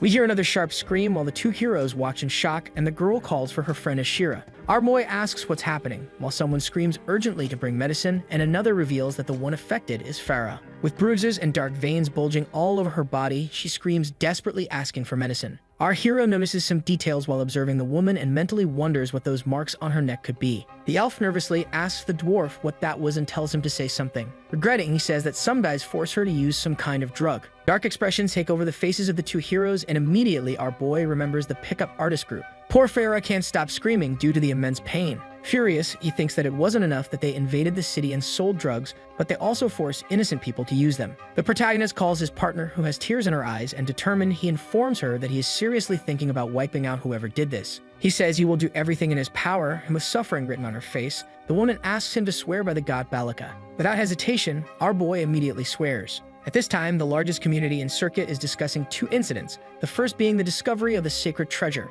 The name of the treasure was the Eye of the New Humanity, the eye of a giant who was considered a great prophet in the past. A lot of attention was given to the treasure because it revealed the appearance of the players, and the second incident was the story of the new drug Venenic. If the drug was inhaled twice within 24 hours, the user would suffer poisoning accompanied by convulsions. The poisoning was strong enough to kill a person, and not even the best elixirs helped. Only a few high-level alchemists had learned a technique to deactivate the poisoning, but they charged a fortune, and those mages were very hard to find because they were extremely rare. The victims unfortunately had nowhere to turn and became slaves to the new drug. At this moment, we see the hero and his partner arriving in a certain place. He asks if this is the location the dwarf gave them, and his friend confirms. The bearded man says Shira and Farah were excited because they received an invitation from Troll Tongue, and they were thrilled because one of them would have a birthday soon and one of the best bards would be there. Regretfully, he cries, saying it's his fault and that he shouldn't have stopped them. With a deathly serious look, the elf thinks about the name Troll Tongue. Walking toward the castle, she thanks the boy for coming with her, and with a stern gaze, warns that she will do whatever it takes to take them down, even sell her own soul. The hero says he feels the same way, and there's no way to forgive them because they're just like Ladorn. In agreement, they both head toward the main entrance. At that moment, one of the guards stops the pair, asking them to wait, and informs them that entry is not allowed because a VIP guest has reserved the entire place for the day, adding that half-elves are an exception, and the woman could enter for free today, because that was the rule set by their VIP guest. The protagonist asks if he can enter as her companion, and the guard responds that it's none of his business. Staring him down, the guard says the protagonist is not a half-elf and should just leave peacefully. While our hero gets angry with the treatment and curses at the guard, the elf walks in without hesitation, surprising her partner. Trying to follow, he is stopped by the guard as he yells the woman's name. She simply replies not to worry, she'll see what things are like inside and shouldn't take long. Worried, he says that if anything happens to her, he squeezes his hand in anguish, unable to do anything but wait. Gently, the woman holds his hands to calm him and asks him to give her just 2 hours. If she doesn't return within 2 hours, he can do whatever he wants. Surprised, he repeats the woman's name, but then changes his expression to something more serious and stays silent. Right after, he accepts the deal and says he agrees. Then the elf bows and says that truth calls for the sword. Our hero returns the same gesture, repeating the phrase in turn. As she walks off, leaving our boy behind, she says she'll be back soon. At that moment, the doors close and the elf is no longer in sight. Sighing, he says he wants to turn the place upside down right now, but he'll wait as asked. We see the elf, beautiful as ever, entering the venue while the criminal watches her from behind. That night, the party was in full swing, with lights and music. Carefree, several people dance and enjoy the night. Among them, our elf walks through with a serious look, and mentally wonders where the people are who left Farah and Shira in that state. A stranger approaches, asking if she came to the place alone. We see that he's one of the dealers they had seen earlier, and he greets her. The woman immediately recognizes the scumbag but plays innocent, saying it's her first time there and that she came alone. Getting closer, the creep grabs her waist, saying they should chat a bit more. She feels unbearable rage and thinks she needs to rip the bastard in half, but knows it's not the right time. With a friendly look, she plays along with the man's conversation, and pretending everything is fine, she thanks him for the help while hiding her true intentions. Outside, we see the castle illuminated by party lights and loud music blasting from within. Our protagonist paces around aimlessly, worried about his girl. Suddenly, he looks to the side and calls out the woman's name. Worried, the hero asks if something happened and if she's okay, and she replies that aside from being half deaf from the noise, she's fine. Then she points behind her and says to interrogate that guy over there. The big-nosed guy is a total mess and yells, asking if they have any idea who they're messing with. Angrily and grunting, he asks if she knows all the influence he has in this city and if they think they'll get away with this situation. Our boy looks coldly at him without saying anything. Suddenly, a strike is delivered to the man's shoulder, causing him to scream in agony. Falling to the ground, he spits out ketchup and continues to scream in pain. The protagonist threatens, saying that from now on, he will answer all the questions or he will experience hell. In his thoughts, the bandit says that for now, he will cooperate. He apologizes and says that he won't do anything like that again, while the hero tells him to lift his head. Holding the drug in his hand, he asks if they are the ones who created it. Seeing the boy's blade ready to strike again, he becomes afraid. The hero threateningly says that he already knows everything, so it's better if he doesn't think of trying anything funny. The bandit reveals that the drug was created by a guy named Jason, and that he himself didn't know how to make it. The protagonist asks if Jason is also a player, and the bandit answers that yes, he's a level 57 alchemist who follows the orders of Director Shui. Our boy asks about Director Shui, and the big-nosed man responds that he is the CEO of NG Tech. At this moment, the elf says that this is one of the player-run companies the dwarf had informed her about. Banging his head on the ground, he says that he's already told them everything he knows, and if they catch him, they will also kill him, begging for mercy. He pleads that they go end his life, but that only makes the woman more upset. Finally, she turns to the hero and says that she's already gotten the information she wanted, and that they should leave this vermin alone. The boy tells the villain to leave, and he wonders if he could really go. In his thoughts, he says that now that he's seen their faces, he can end their lives. Stopping in his tracks, the protagonist says that thinking about it, he's already made 2 main mistakes, and frighteningly, he stares at the villain, saying that this only makes him think he needs to teach him a lesson. After all, trash needs to be punished, doesn't it? With the full moon in the sky, we hear the big-nosed man's desperate screams.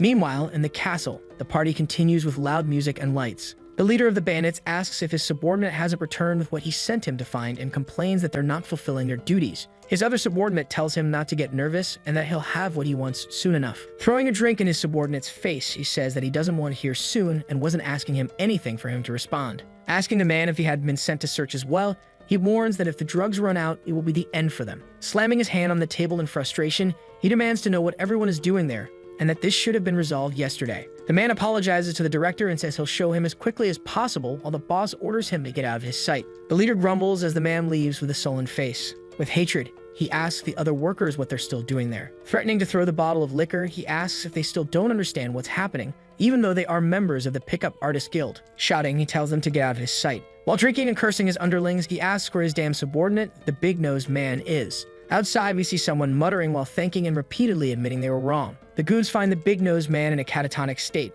continuously repeating the phrase. His partner tells him to lift his head and tell them what happened, but there's no response. Then he pulls out a vial of purple liquid and pours it into his mouth. The bandit then awakens, and the other asks what happened. Relating what occurred, he says that a Dan elf and the player kidnapped him. Thinking to himself, the other underling wonders if they are the same people the director had talked about. Checking his watch, he says that not much time has passed, so they can't have gone far. Ordering his subordinates to call for reinforcements, he says they want to search every corner of the city, and that they will pay the price for messing with his gang. In a late afternoon sky, we see several houses on fire and people wounded in the streets. The hero, astonished, asks what's happening. Looking at the situation, he wonders why the village is in this state. Our boy, worried, wanting to know what happened, hears someone scream. He runs inside and meets the elf while she observes something. There was a message written on the wall saying that the dwarf had been kidnapped and they should go to the troll's tongue. Pondering, he realizes that the bandits found them and left the village in that condition. She says that this time she definitely cannot forgive them. And with rage in her eyes, she prays to her goddess for strength so she can destroy them. She calls the protagonist and the two head toward Troll Tongue. We see a presenter welcoming the players of Circuit. She documents the moment when the sacred artifact discovered by all search will arrive. Outside a large building, she says that the artifact Eye of the New Humanity will soon reveal its powers. Suddenly, a tremor is felt by everyone, leaving them stunned. We are shown that the sacred artifact appeared on the roof of the building, and at that moment, they could witness its power in action. We see a dark sphere that shines intensely with a bluish hue. Suddenly, the sphere emits an even brighter glow, almost like an explosion. From afar, a blinding light can still be seen from the building. The surprised journalist wonders what that could be. She informs us that some symbols appeared in the sky and that she will read them aloud. I will go to the root of all that unfolds in this land. You will meet the greatest of all, for you came to this land. Several notification windows appear for everyone, indicating that from now on, fame points will be revealed for players, and there will be a ranking based on the number of points. Excited, people say they can finally see each player's fame points. Almost 43 million fame-related quests were found, and at the top of the fame ranking, leading by a massive margin, was Mose, our protagonist. Meanwhile, at Troll Tongue, someone wonders what's going on. A guard asks what this fame ranking is about. People discuss whether it has something to do with the much talked about sacred artifact, and that it now seems a new ranking exists. They look at the protagonist's point total and say he must be someone with way too much free time, while someone else asks if they'll be bringing a certain thing there. The boss asks when she'll arrive, and the lackey responds that she's already been sent and should arrive soon. He says that, however, she's pretty wild, so they'll have a lot of work to tame her. The boss says that's his specialty and that it's no fun if they're already obedient. He then orders them to bring her to him right away, just as they hear a sound and are caught off guard. At that moment, the protagonist couple enters the scene. They then face the enemies who did horrible things to their friends and acquaintances. The leader says they arrived quickly and shamelessly comments that the win is even better in person. Trembling, he says she's much better than he imagined and that he can't hold back anymore. He orders his lackeys to bring the girl to him. The man then introduces himself as Jason, master of the Pickup Artist Guild, and says they were just playing earlier with a few of their companions, and if they did something they couldn't handle, they'll have to learn to face the consequences. He orders that they bring only the girl alive, and the bandits rush in. One of the bandits then sees a status window saying that his guild has initiated a hostile relationship with Mose, and he thinks the name sounds familiar. With fear, he wonders if that's the person. The number one on the fame ranking, and at that moment, we see the protagonist charging up an attack with his two swords. With a serious look, he then activates his ability. In just an instant, the swords fly, slicing through all the enemies and taking them down. Terrified, he wonders why rank 1 would be in a place like this. Seeing his lackeys being massacred, he thinks he should run away, and concludes that he doesn't stand a chance against the number 1 ranked person. Before he can finish his thought, a sword flies toward him. He quickly activates a barrier ability, but the barrier isn't strong enough and shatters with a single strike. He's stunned that the barrier couldn't withstand even one hit from the protagonist. In disbelief as he looks at the item's status, he asks if it's a legendary item. While thinking this thing is on another level, the sword comes from behind and catches him off guard. Too late to regret messing with someone he shouldn't have, he is eliminated. Retrieving his weapons, the hero's ability levels up. Looking around, our boy searches for where Director Choi is. He's the only one left. Elsewhere in the castle, we see the villain running desperately and out of breath, and nervously says, "What is the number one in the famed rank doing in a rural area like this? And why did he dare to get involved with me?" Furiously stating that he is the CDO of NG Tech, he says he won't just stand there and get beaten. Activating the command in his car, he requests NG Tech's emergency security service. Desperate, he yells into the call, demanding that the entire security team be gathered immediately. He adds that he's on his way there, and if no one is there to help him, everyone is going to unlive. He arrives at the location out of breath, walking quickly. All of his subordinates lower their heads to greet him while he continues swearing. One of them asks why the director called everyone in the middle of the night. He then asks if the director is on drugs again, while another guy curses and tells him to shut up. The bearded man keeps questioning the director and says that if the president finds out, when the director cuts him off, cursing. He tells him to shut up and says he didn't come there to listen to his crap. The man informs him that the Information Guild has designated the Pickup Artist Guild as a removal target. Not caring about that, the director says the company is on the brink of collapse due to other factors, and that if they can't handle this, their business partners will perish. He orders the man to do whatever it takes to deal with the situation instead of bothering him there. As the director leaves the room, he tells them to open the door for him. Then we see a metal door opening with a loud screech. After that, the other man orders all the guards to block anyone from entering. Laughing as they hold the item, he says it was meant to be used only in moments like this, and not even the hero could handle it. A status window then shows that the item is a legendary type earring. The environment is silent as the couple arrives at the director's base. Someone orders them to stop right there. The guard says they can't go any further. The protagonist tells them to shut up and bring Choi over, and maybe then he'll spare their lives. A man looks at his subordinate and the scene in agreement. He then opens a suitcase full of money and asks to talk first. Convinced, the guard asks the hero what he thinks, saying that this wasn't a small amount of money before being interrupted. Furious, the woman yells that the bastard director got her friends addicted to drugs and this can't be solved with money. Sarcastically, the man asks if they have any proof of that, saying that without it, they can't do anything. He also questions if they think the company's image will be affected, but the hero says he doesn't care and demands to see the boss now. With a dark expression, the guard turns to the boy and asks what the kid wants, saying the director doesn't mess around with trash. The elf curses the thugs, calling them murderers, and the man brags that his eye has changed the world for the better. Coldly, our boy tells him to shut up and says if one more stupid thing is said, he'll smash the guy's face in. Mocking the couple, they say the two look too young and ask if their parents know what they're doing and if they're ready to deal with legal trouble. Threateningly, the guard says that one of Asura's adults is with them, and they have nothing to worry about, and that the hero should consider quitting the game for good. Drawing his flaming sword, he asks if that's all he had to say. The opponent is stunned when his status window appears before him. The window reads, "Moses declared war on NG Tech, and their relationship has been changed to hostile." Laughing, the man mocks them, asking if the two of them alone were declaring war. Just as he's about to continue mocking them, one of his goons is violently struck. We see the half-elf obliterating the enemy squad. With a killer look, she swears by the sword god, and taking position, continues saying that all of them would perish in that place. She charges forward, wielding her sword with a metallic gleam. Two henchmen are struck from afar without even having time to react. As her sword returns from its arc, it's followed by a lot of strawberry juice. The protagonist then takes another step toward them. While staring into the boy's dark expression, the enemy becomes frightened and tells them to think carefully about what they're doing because they might regret it later. Without hesitation, the boy strikes him in the chest and says they're the ones who should regret the evil they've done, as the man falls, spraying red juice all over the ground. And with a serious look, he declares that the next time they log into the game, there will be nothing left in that place. Without mercy, the protagonist swings his sword. We only hear the sound that must have been the end of that man. Elsewhere on the property, someone makes a panting sound. We see Director Choi wearing the earring with dissatisfaction while cursing. Then he says he'll have to get rid of the boy himself. And next to him, we can see the dwarf tied up. But that didn't matter now because all the evidence was there. As he lights the lighter, he says he could make everything disappear, and later claimed that the fire was caused by a player who entered the factory without permission, and that his infiltrator among the adults of his Horus will take care of the entire investigation. Looking at the dwarf, he asks if he thinks something interesting is going to happen. At that moment, the protagonist and his girlfriend enter the room. With a tone of contempt, he asks who the two of them are. Looking at our boy, he recognizes him as the famous player Mose and asks what he came there for. Then he notices the woman beside him and turns to get better look, asking her what kind of face is that, saying she looked very different yesterday, leaving her completely irritated. Unable to control her anger, she calls the Deverm and charges forward.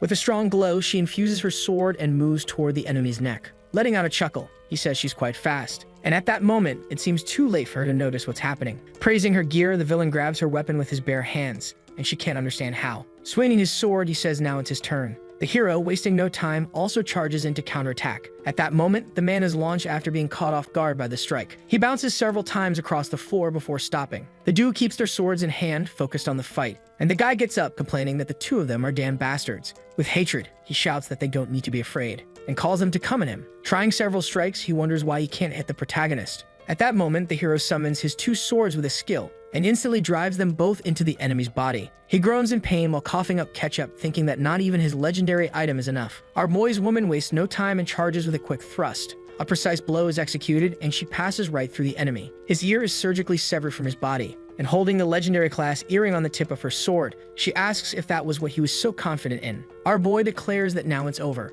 and gives a deadly stare to the enemy, who lies on the ground bleeding ketchup from his ear. We see the Asura Information Guild conducting an investigation at the sites destroyed by the incident. There were many acts of terrorism against users in Ash Village, the drug, and also the fire at the NG Tech factory. All of these incidents shocked the city's population, and because of this, the investigation with the Information Guild gathered all the adults of Asharis. But surprisingly, the protagonist and his woman were identified as the main suspects, and before the court, they said they still didn't understand what was going on. He declares that they were the ones who captured Director Shui, so why are they being investigated as suspects? But the woman calms him and says that nothing will happen to them. People say they first need to find the distribution channel for the drug. However, conflicts of interest arise, highlighting different priorities for each person. The judge slams his gavel on the table, asking everyone for silence, please, and declares that the leaf adult will now speak. The elder says that first of all, before deciding what to do, they had brought in those involved in the factory fire incident and would now hear their testimony. Starting with a question from the swamp adult. The blonde elf looks at the two from head to toe while pondering. As the protagonist watches his gaze, he begins questioning. Pointing a finger, he asks what connection the two have with the Pickup Artist Guild. The woman, not understanding the reason for the question, repeats it back, and the elf asks if they were the ones who caused the fire after receiving orders from the guild. He says he remembers that the two are also swordsmen. In the background, people whisper if they're talking about the Immortal Guild, and whether the two really are swordsmen. Our boy confirms that yes, they are swordsmen, and just as he's about to continue, he's interrupted. The man says that swordsmen usually take on confidential missions, so he asks if they were the ones tasked with setting fire to the factory. Angrily, the woman retorts that there's no way they would do such a thing. And the man counters that of course she would say that since it's a confidential mission. He then concludes that it makes sense both swordsmen received missions from the guild and set fire to the NG Tech factory, pointing at them. At that moment, the hero remembers that a guy named Director Park mentioned that one of the adults was on their side. So he wonders if the target in front of them is really the one. Shouting, the man says Frixo village was suddenly attacked and asks who was behind the assault. People say that all the witnesses confessed it was the pickup artist, while others agree with the claim. Then people start exclaiming nervously and begin blaming the two. Making several baseless accusations, they make the girl nervous, who asks everyone to listen to what she has to say. Convicted, she pleads for them not to insult the swordsmen, since they would never accept such horrible missions. The elf laughs, saying swordsmen always claim confidentiality, but now that the problem's exposed, they think it's okay to deny everything. Articulating clearly, he says both are the main suspects, and despite unclear accusations, they keep denying because there's no evidence. He demands that they be handed over to the Barvid Tribunal, insisting they be sentenced to the medium spell prison. The hero realizes the atmosphere is strange as people keep accusing them with no grounds. Disturbed, he thinks everyone already sees them as criminals and wonders if there's any way out of this. A stranger appears from behind, asking if this isn't like the kind of trial where there's no evidence to convict. He continues saying he overheard a few things on the way and asks if they really think everything is so clear. He admits he came in a hurry because it was an important matter requiring a special investigator, but no proper investigation had been conducted. The bald man's name is Zyke, and he is level 211. The bald man introduces himself as the head of the Information Guild and says he reviewed the data on the incident and concluded the investigation must continue. He declares it's still too early to conclude anything and asks if there's any other reason for such a rushed judgment. The hero thinks that the bald guy quickly took control of the whole atmosphere and has an overwhelming presence. He reflects that this man's level and position in the Information Guild don't seem normal, so why is he helping? At this moment, someone shouts, asking the bald man what he's talking about. The nervous elf says they are guilty for defying Asaros and bangs the table furiously, saying there's nothing to discuss. The bald man then asks if he says that with proof, right? The man snaps back, asking if their class isn't proof enough, since they take on confidential missions. The bald man asks if the two are on vacation, and the woman confirms that they are, having recently finished a series of missions. He then asks why they were at the scene when the fire broke out. She explains that a recent incident involving the company injured one of her closest friends. That's why she began an independent investigation into Dogra. She reveals the results, stating that NG Tech was supporting the Pickup Artist Guild, so she went to confront Choi, who was guilty of everything. We see a flashback of the building on fire while she reveals she only found out about the fire afterward. The other guy asks where her evidence is, and she says everything was burned in the fire. The arrogant elf laughs, saying there's no way they had any proof because it was all made up. And the bald man, calling him a blabbermouth,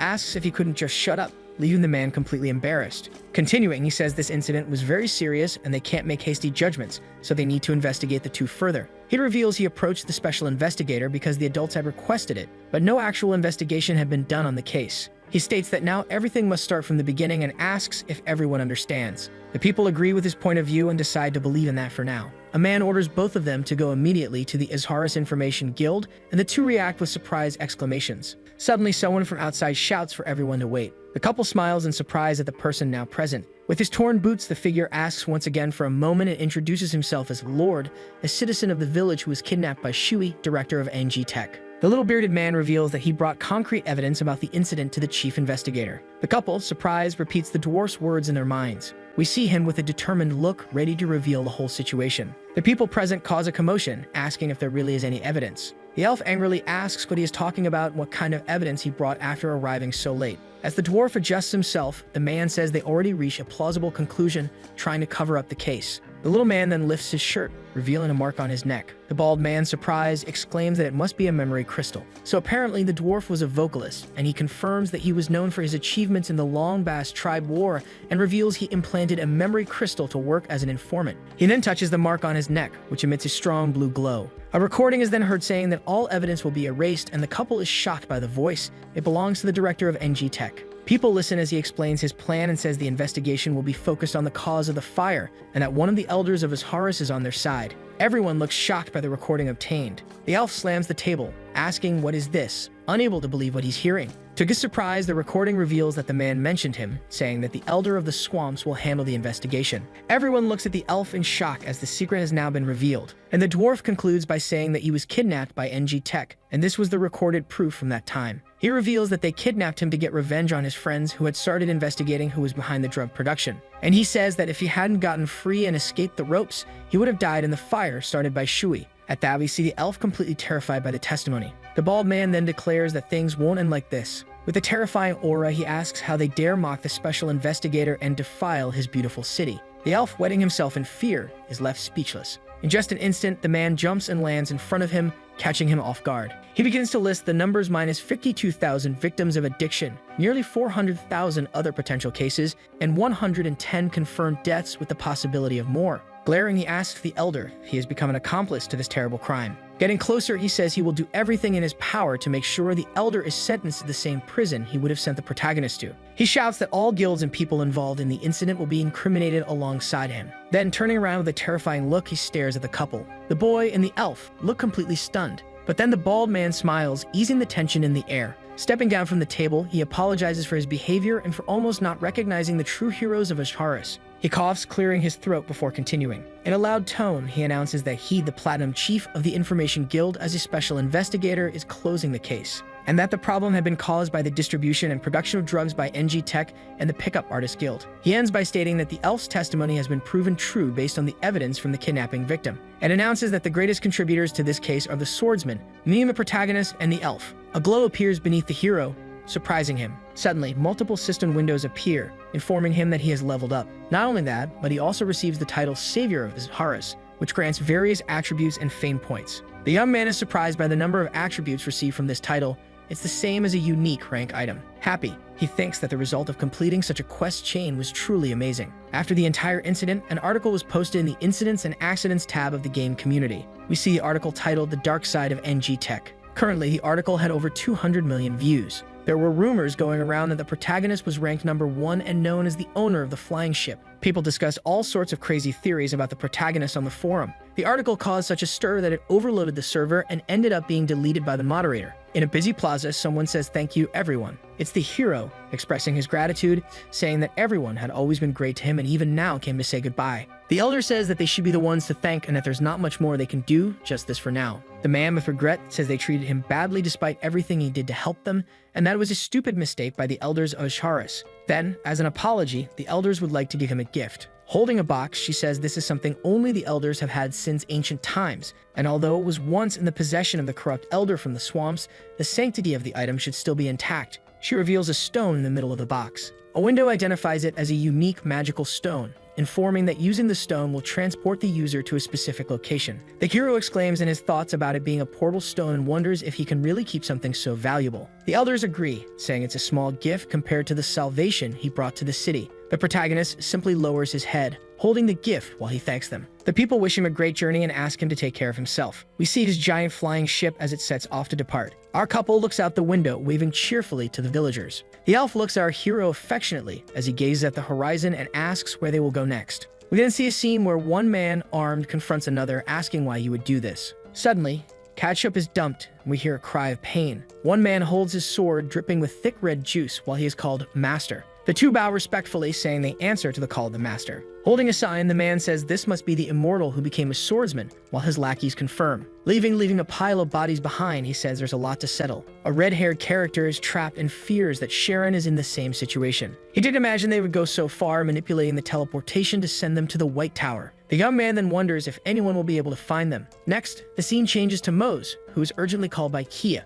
The girl asks about the fate of their journey, which surprises him. He mentions his friend Sharon, who disappeared along with a mage. The young man believes she's still alive but can't locate her, so he concludes that he needs to go to the city of Tekris. Tekris is introduced as a famous city with a vibrant nightlife and charming appearance. However, there is an evident contrast as both misery and wealth share the same space. The city is also known for its gambling. Mo saves the coordinates for the Tikris pier and observes the chaos with ships everywhere and people confused. With Kia, he enters a gaming area with several slot machines but becomes frustrated, having lost all his coins again. A clerk convinces him to try once more before leaving. The friends walk through streets full of betting machines. The girl comments that Lauren had warned them about this aspect of the city. She says she learned that Tekris is a city where hope and despair live side by side. Fosh, a cute rabbit-like guide, appears and offers information about the machines. He explains that a rare token called Ormicon can be obtained from a single machine among many. The cash prize also attracts many players. Mose and Kia hesitate but decide to buy 10 coins to try their luck. The swordswoman notices that Linfi children are being exploited in this betting environment. She then recalls her childhood as a half-elf child, being forced to work from a young age. Fosh returns with the coins and hands them to the adventurers. Before he leaves, Mose calls him and offers a gift as thanks for his kindness. Surprised by the gesture, the guide is touched to receive the coin. The boy emphasizes the extra value of the coin and recommends Fosh only use it in extreme need. Still moved, the fluffy guide thanks deeply and says he'll use the coin to pay for his brother's hospital. He then lovingly bids farewell to the adventurers, wishing them a safe journey. Excited, Mose and Key decide to head to the machines and try their luck. Next, they realize they've lost the coins. Despite this, they remain calm and move forward. The duo reaches their next destination, the Tikris Information Guild. They are greeted by a clerk who confirms the swordsman's identity and directs them to the guild's leader. Through a teleportation spell, the two are transported to a noble room where the meeting with the leader will take place. The man introduces himself as Varence, the head of gold of the Tikris Information Guild. He starts the conversation by asking if the young ones are looking for someone. Mose confirms, revealing that they are looking for an immortal mage and an archer. Varence reflects on the description and remembers someone with similar traits who appeared recently. He reveals the name of the player. It's the mage Kellyan. The revelation surprises Mose and Kia. The noble explains that the White Tower doesn't accept players, but Kellyan managed to trick the system by abandoning his player identity. Pretending to be an official member, he infiltrated perfectly and became a mage, completing the White Tower's training. Varence reveals that Kellyan is hated by many, and Mose becomes worried that he might have been hurt or even killed by someone. The guildmaster says he can track the wanted mage, but states the adventurers must first fulfill a task. Mose and Kia react with surprise. The girl argues that such information should be free for swordsmen. Varence explains that the type of information they seek is rare and valuable, and therefore has a price. The swordsman, on the other hand, shows willingness to pay the price, ready to hear what needs to be done. According to the noble, on Mount Malek, there are ancient ruins called the Path of All Lives.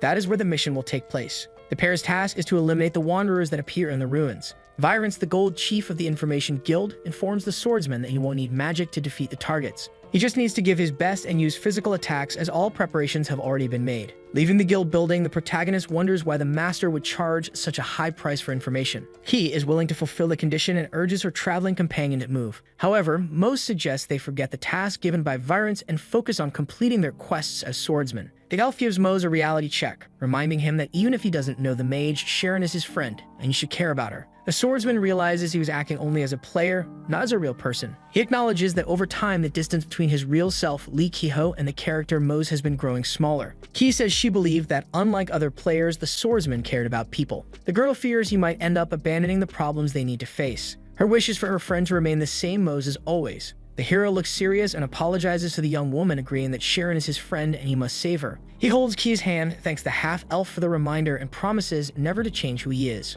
Hand in hand, the pair continues their journey. While walking through the city, the companions are surprised to find Foch alone. Kia approaches and asks why he hasn't gone home yet when she notices the little one is hurt. She picks him up and asks what happened to leave him in such a state. Looking concerned, Mose also wants to know what happened and who hurt the furry guide so badly. Foch hesitates but eventually answers that the gold coin the adventurers gave him was taken by Shyman. The little one explained that the coin had been a gift, but the man only replied that swordsmen were thieves who would serve as food for the wanderers of the Path of Olives. Upon hearing the name of the place, Mose and Kia are greatly surprised. Guards are stationed in front of a huge gate as Mose and Kia hide in the bushes. The dark-haired man asks if that is Shryaman's house, and the elf confirms that all signs point to yes. Determined, the protagonist says he doesn't care if the house has guards. Inside the house, Shryaman wonders if it's possible to find trustworthy people who don't die quickly. Holding a sky road in his hand, he walks down the stairs, saying aloud that he got the position of Gold Chief thanks to the Cat Society. He says he'll need to spread the news that he has 10 Ormicon tokens so more people start betting. He also adds that he'll finish off whoever he needs to in order to make sure everyone understands they can't rob him. Mose and Kia were hiding under the stairs and heard everything. The girl stands up to reveal herself to the homeowner, but the protagonist tries to stop her, as that wasn't the plan. At that moment, Shraven hears them and asks how they got into the house, but Kia punches him in the face. Screaming in pain, the older man calls for the guards, but the elf informs him that they've all already been defeated. She continues, saying she'll send him to the hospital too, and Mose decides not to get involved in the chaos to avoid getting hit. Later, Kia apologizes to her friend, saying she was just venting her anger, and that she's now ready to talk to the house owner. The adventurers ask what has been happening on the olive path. Shrayman seems like he won't answer, but the girl threatens to throw an object at him. Mose asks her not to finish off the host. The man with the mustache says there's an agreement. The aristocrats created the Silver Cat Society and hired a necromancer to help them. Then the Dark Wizard chose a wanderer for the olive path, attracting immortals and mercenaries willing to fight him. But everyone who entered the battle died within minutes, with many people betting on these fights, giving money to the society. Key is outraged, asking how many people have been sacrificed because of this betting system. Seeing the girl's reaction, Mose tries to calm her down so they can hear the whole story. Shraman says that the next day, things will be different because a powerful immortal will face the Wanderer. The protagonist asks if the information was given by the head of the Information Guild and realizes that this was Virence's plan all along. Key is angry that someone in the position of the guild leader is involved with the Silver Cats and believes people like the Mustache Man need to be eradicated. Meanwhile, the man cries for mercy. Mose tells his friend not to dirty her hands with that man, as they've already gotten what they wanted from him. Besides, they can spread the news that the Ormicon tokens are fake, so that Shuraman can be brought to justice. The swordswoman shakes the man, still wanting to vent her anger, but decides to let it go. The companions leave to complete their mission, and Mose says Virence will regret involving him in the conspiracy. The All Tree is the library of Asharis, created by the elders to rescue the lost history of the place. The place is secret and can only be accessed by a portal stone made of fir wood. Mose examines a fir wood stone while thinking about the time remaining to reach the olive path. He calls Key to accompany him to the All Tree, but she says the portal stone is his, granted by the Elder of Leaves. However, she asks the young man to search for a book about the Bard of Kafera. The portal is activated and Mose reappears in the city's library. Immediately, a message appears informing that the protagonist has received a new mission, the blacksmith Laboger's diary. The mission is to find the 11 swords forged by Laboger, a talented half-elf who was persecuted and discriminated against. The first step is to find the diary. Mose realizes that this was the blacksmith who created Sharma and Korma, and that the diary might help him find the other swords. Excited about the task, he is ready to begin, but doesn't know how. Then he remembers that he is at the All Tree and starts researching. Since there is no device like Alexa in the game, the search will have to be done manually. The young man becomes desperate because there are thousands of books and he will have to go through them all to find something about Laboger's diary. He picks a shelf and grabs a book, which surprisingly is the blacksmith's diary. This unlocks the mission to find the 7th sword, called the Engraved Burma Sword. Soon after, 5 new search missions are unlocked, surprising the young adventurer. Finally, another task appears, which is to find the engraved Zerma sword on the olive path. This one has a much higher difficulty level than the previous tasks. Mose is impressed by the coincidence since he and Kia were already about to go to the ruins anyway. Determined, he feels everything's falling into place in his journey and decides to continue searching for the book his friend asked for. On returning from the All Tree library, Mose finds the half-elf sleeping on a sofa. He wonders why she didn't go to bed, which would be more comfortable. Sitting beside the girl, watching her face as she rests, the swordsman has the realization that he loves her.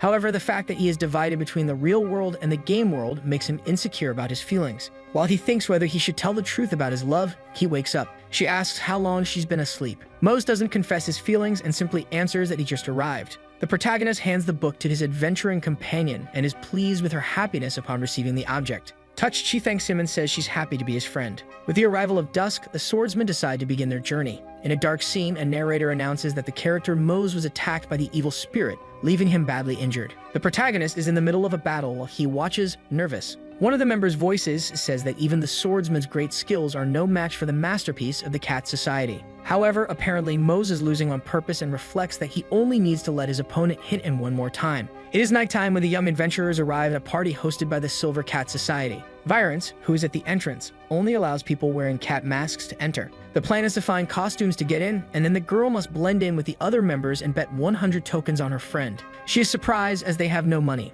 but the dark-haired one has a way to guarantee his victory. At the party, Mose is welcomed by Virence, but he will have to wait his turn since there are other challengers present. He is seated in an amphitheater with the rest of the audience. Virence is the host and gives the introduction to the games. He presents the undefeated champion with 31 victories, the evil spirit of sleep. A black knight with glowing blue armor, thick chains on his arms, and a powerful sword appears. According to Virence, this spirit is the most powerful ever created by the Cat Society. The second challenger is the Great Archer, who specialized in archery at the Black Tower. Watching from afar, Mose realizes that the other challenger is also a circuit player, probably looking for money. Right at the start of the battle, the spirit easily blocks all of the archer's attacks and uses his special move to defeat him. The sword, which was forged by Laboger, floats over the Black Knight's hand and crashes down on the archer, defeating him instantly. The entire crowd erupts, laughing at the Great Archer's naivety and thinking he could defeat the evil spirit of sleep. Virence announces the grand challenger of the night, the immortal swordsman Mose. The protagonist throws his cloak aside and enters the arena with determination.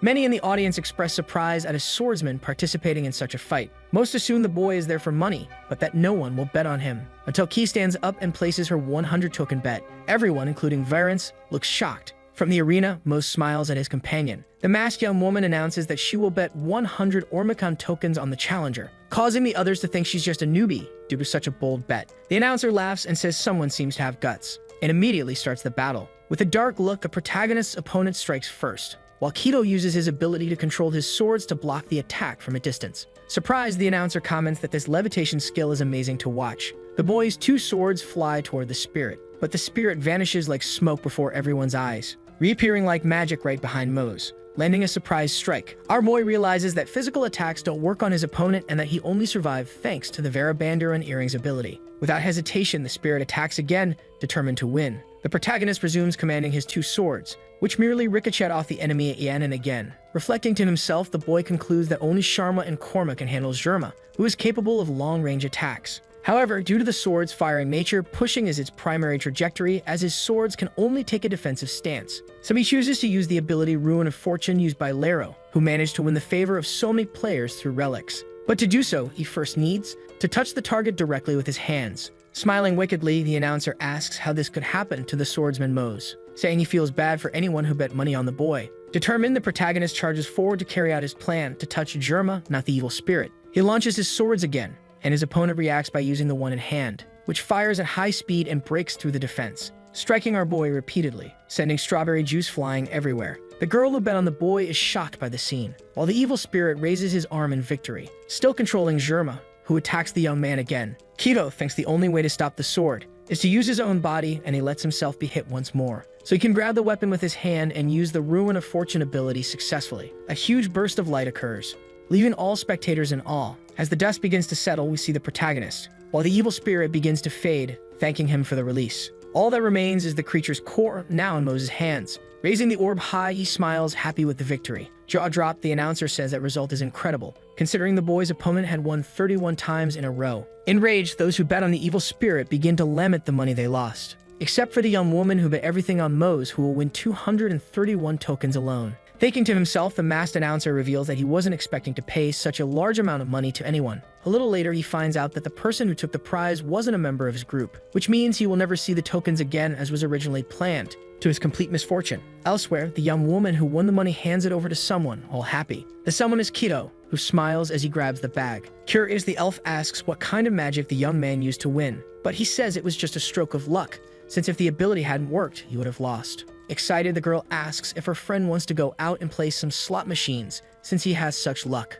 However, Mose states that he never wants to bet again. We find out that after discovering the corruption caused by Simon and Virens, the Tekris Guild placed a reward. This would be given to whoever found Virens who disappeared the day after the Olive Path incident. However, the large Silver Cats organization was not investigated as it had complicated relations with high-ranking individuals. Given the reward and the loss of the organization's funds, something made the protagonist think that the mercenaries weren't the only ones after Virens. Meanwhile, at the Tekris Guild headquarters, someone says they heard that the resolution of the problem on the coin streets was a success. Introducing himself, the creature says his name is Leiran and that he is the head of gold at the guild. He then asks what Kido and the elf want to know. Responding, the young man says he is looking for a male wizard and a female archer who are immortals. Since an immortal mage is a rare thing, Leiran says he's right and that he knows a specific individual who is quite famous. This person was last located inside the White Tower after using a coordinate-shifting magic instance, which is forbidden. Worried, the young man asks if this means the people he's looking for were kidnapped during the teleportation.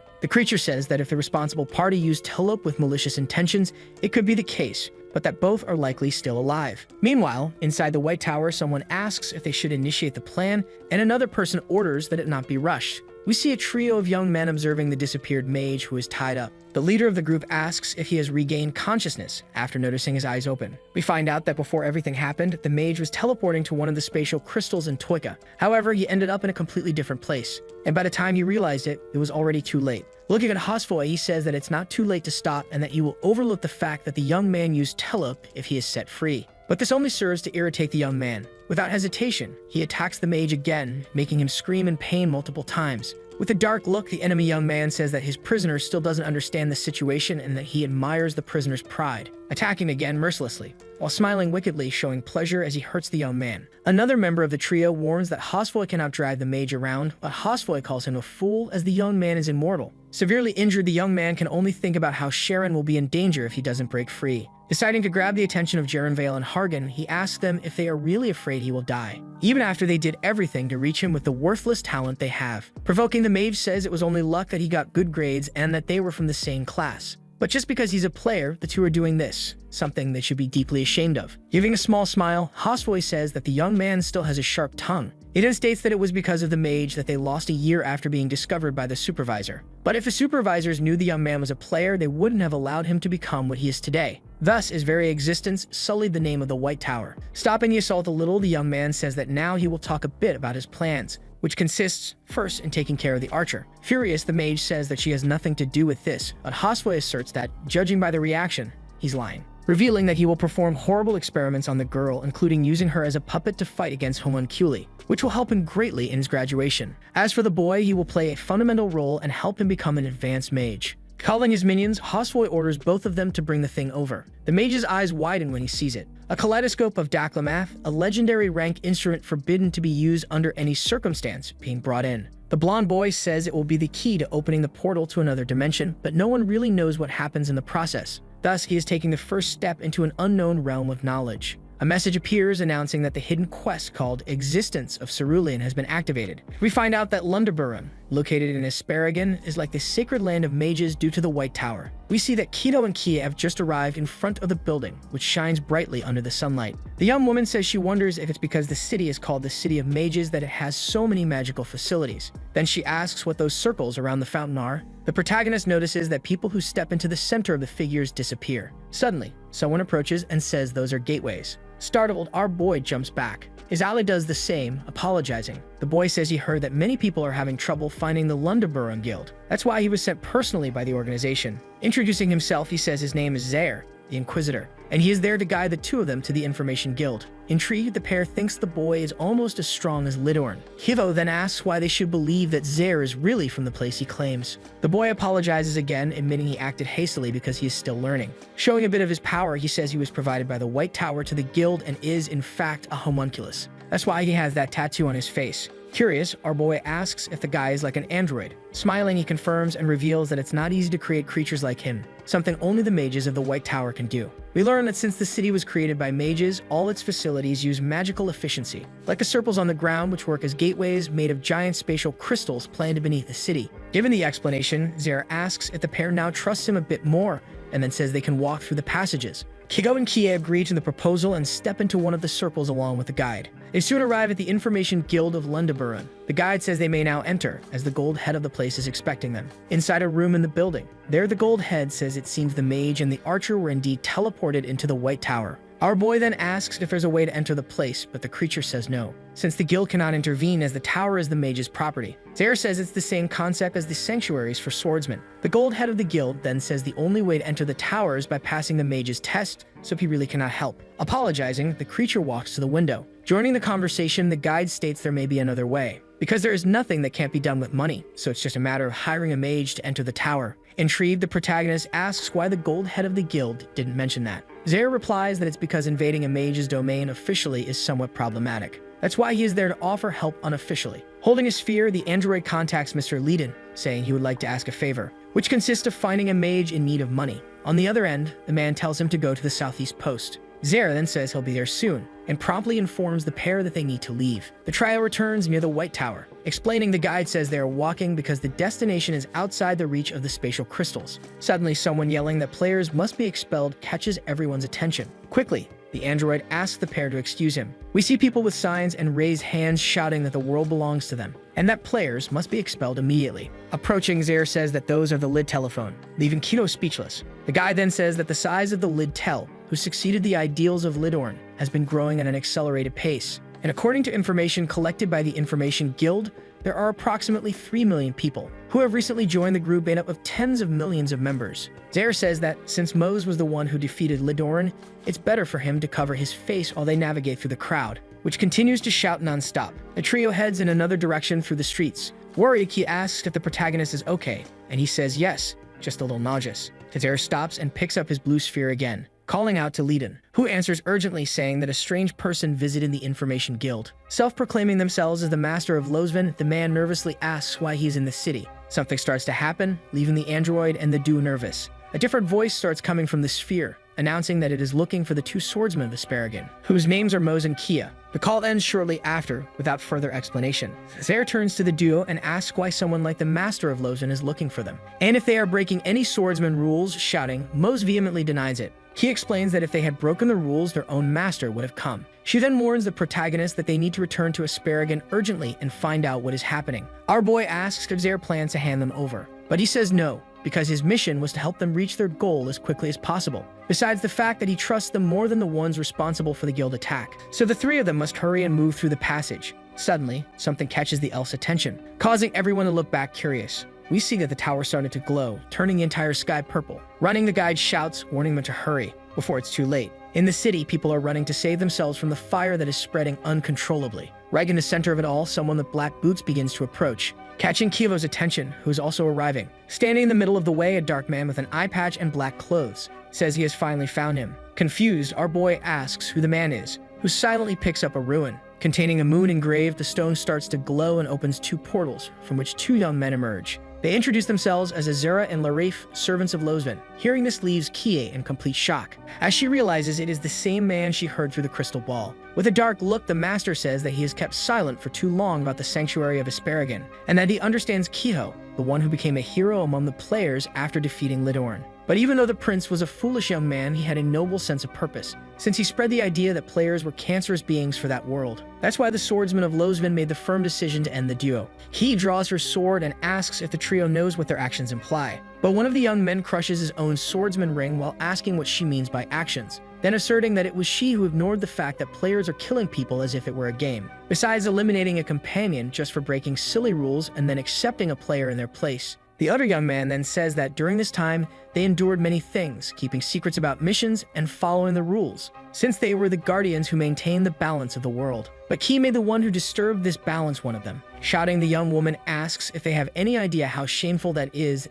then ordering both of them to stop insulting Asparagon. However, the master of Losven only says that he doesn't know if that's insulting or factual, since it will be decided by whoever survives the battle. Without hesitation, the man charges at Mose with his large sword, forcing the young man to invoke a Toria quickly, to block the attack and avoid being hit. But to his misfortune, something takes him by surprise, leaving Kia very worried about the situation. When the young woman turns forward, she sees one of the swordsmen ready to attack her with his sword technique called the First Form, beginning a series of impressive strikes, from which by a hair's breadth, the young woman barely manages to escape. Smiling, the boy affirms that it's not over yet, and without mercy, he launches an aura shot, which only doesn't hit Ki thanks to Zare, who stepped in front and activated a magical shield. Irritated, the man asks who the young guy with the glowing blue eye is. His companion then tells him to fall back. He follows by launching an attack that makes sharp thorns sprout from the ground. Zare is grazed in the eye, and the duo quickly rushes over to check if the android is okay. He says he is, and asks the two to pay close attention to what he's about to say. He then states that the three of them should be able to handle the two swordsmen, but no matter what they do, nothing can stop the Master of Lozvin. Activating his power, he says that his eyes can control the enemy for a short period of time. So if successful, they might get a chance to escape. But it will take 3 minutes to activate his ability, since one of his eyes was damaged. So during that time, the plan is to keep the man away from the portal, so that once everything is ready, they can run to their destination freely. He asks if 5 seconds are really enough, and Zare says it's the only chance they have. Approaching, the Master of Lozvin says that the latest homunculus model is truly formidable. He then states that the White Tower hasn't been wasting its time. Kido becomes alert again after something catches his attention. We see that the tower, which continues to emit a strong light, has also started projecting a circle similar to the ones on the ground. Intrigued, our boy asks if that's the work of the man with the eye patch, but he denies it, saying he doesn't know anything, and that anyone can tell it's the work of a player since everything started going wrong ever since they arrived. The protagonist asks why the enemy is so hostile toward players, and if it's due to a personal grudge. Giving a slight smirk, the man reveals that 17 years ago, he was a rookie swordsman sent on a mission to protect a village located in the Garua Mountains, a place where he discovered the nobility behind the swordsman's code, which he swore to uphold. However, the village was completely wiped out, including its residents, all because players established their guild base in the area and threw the villagers into the troll-infested mountains.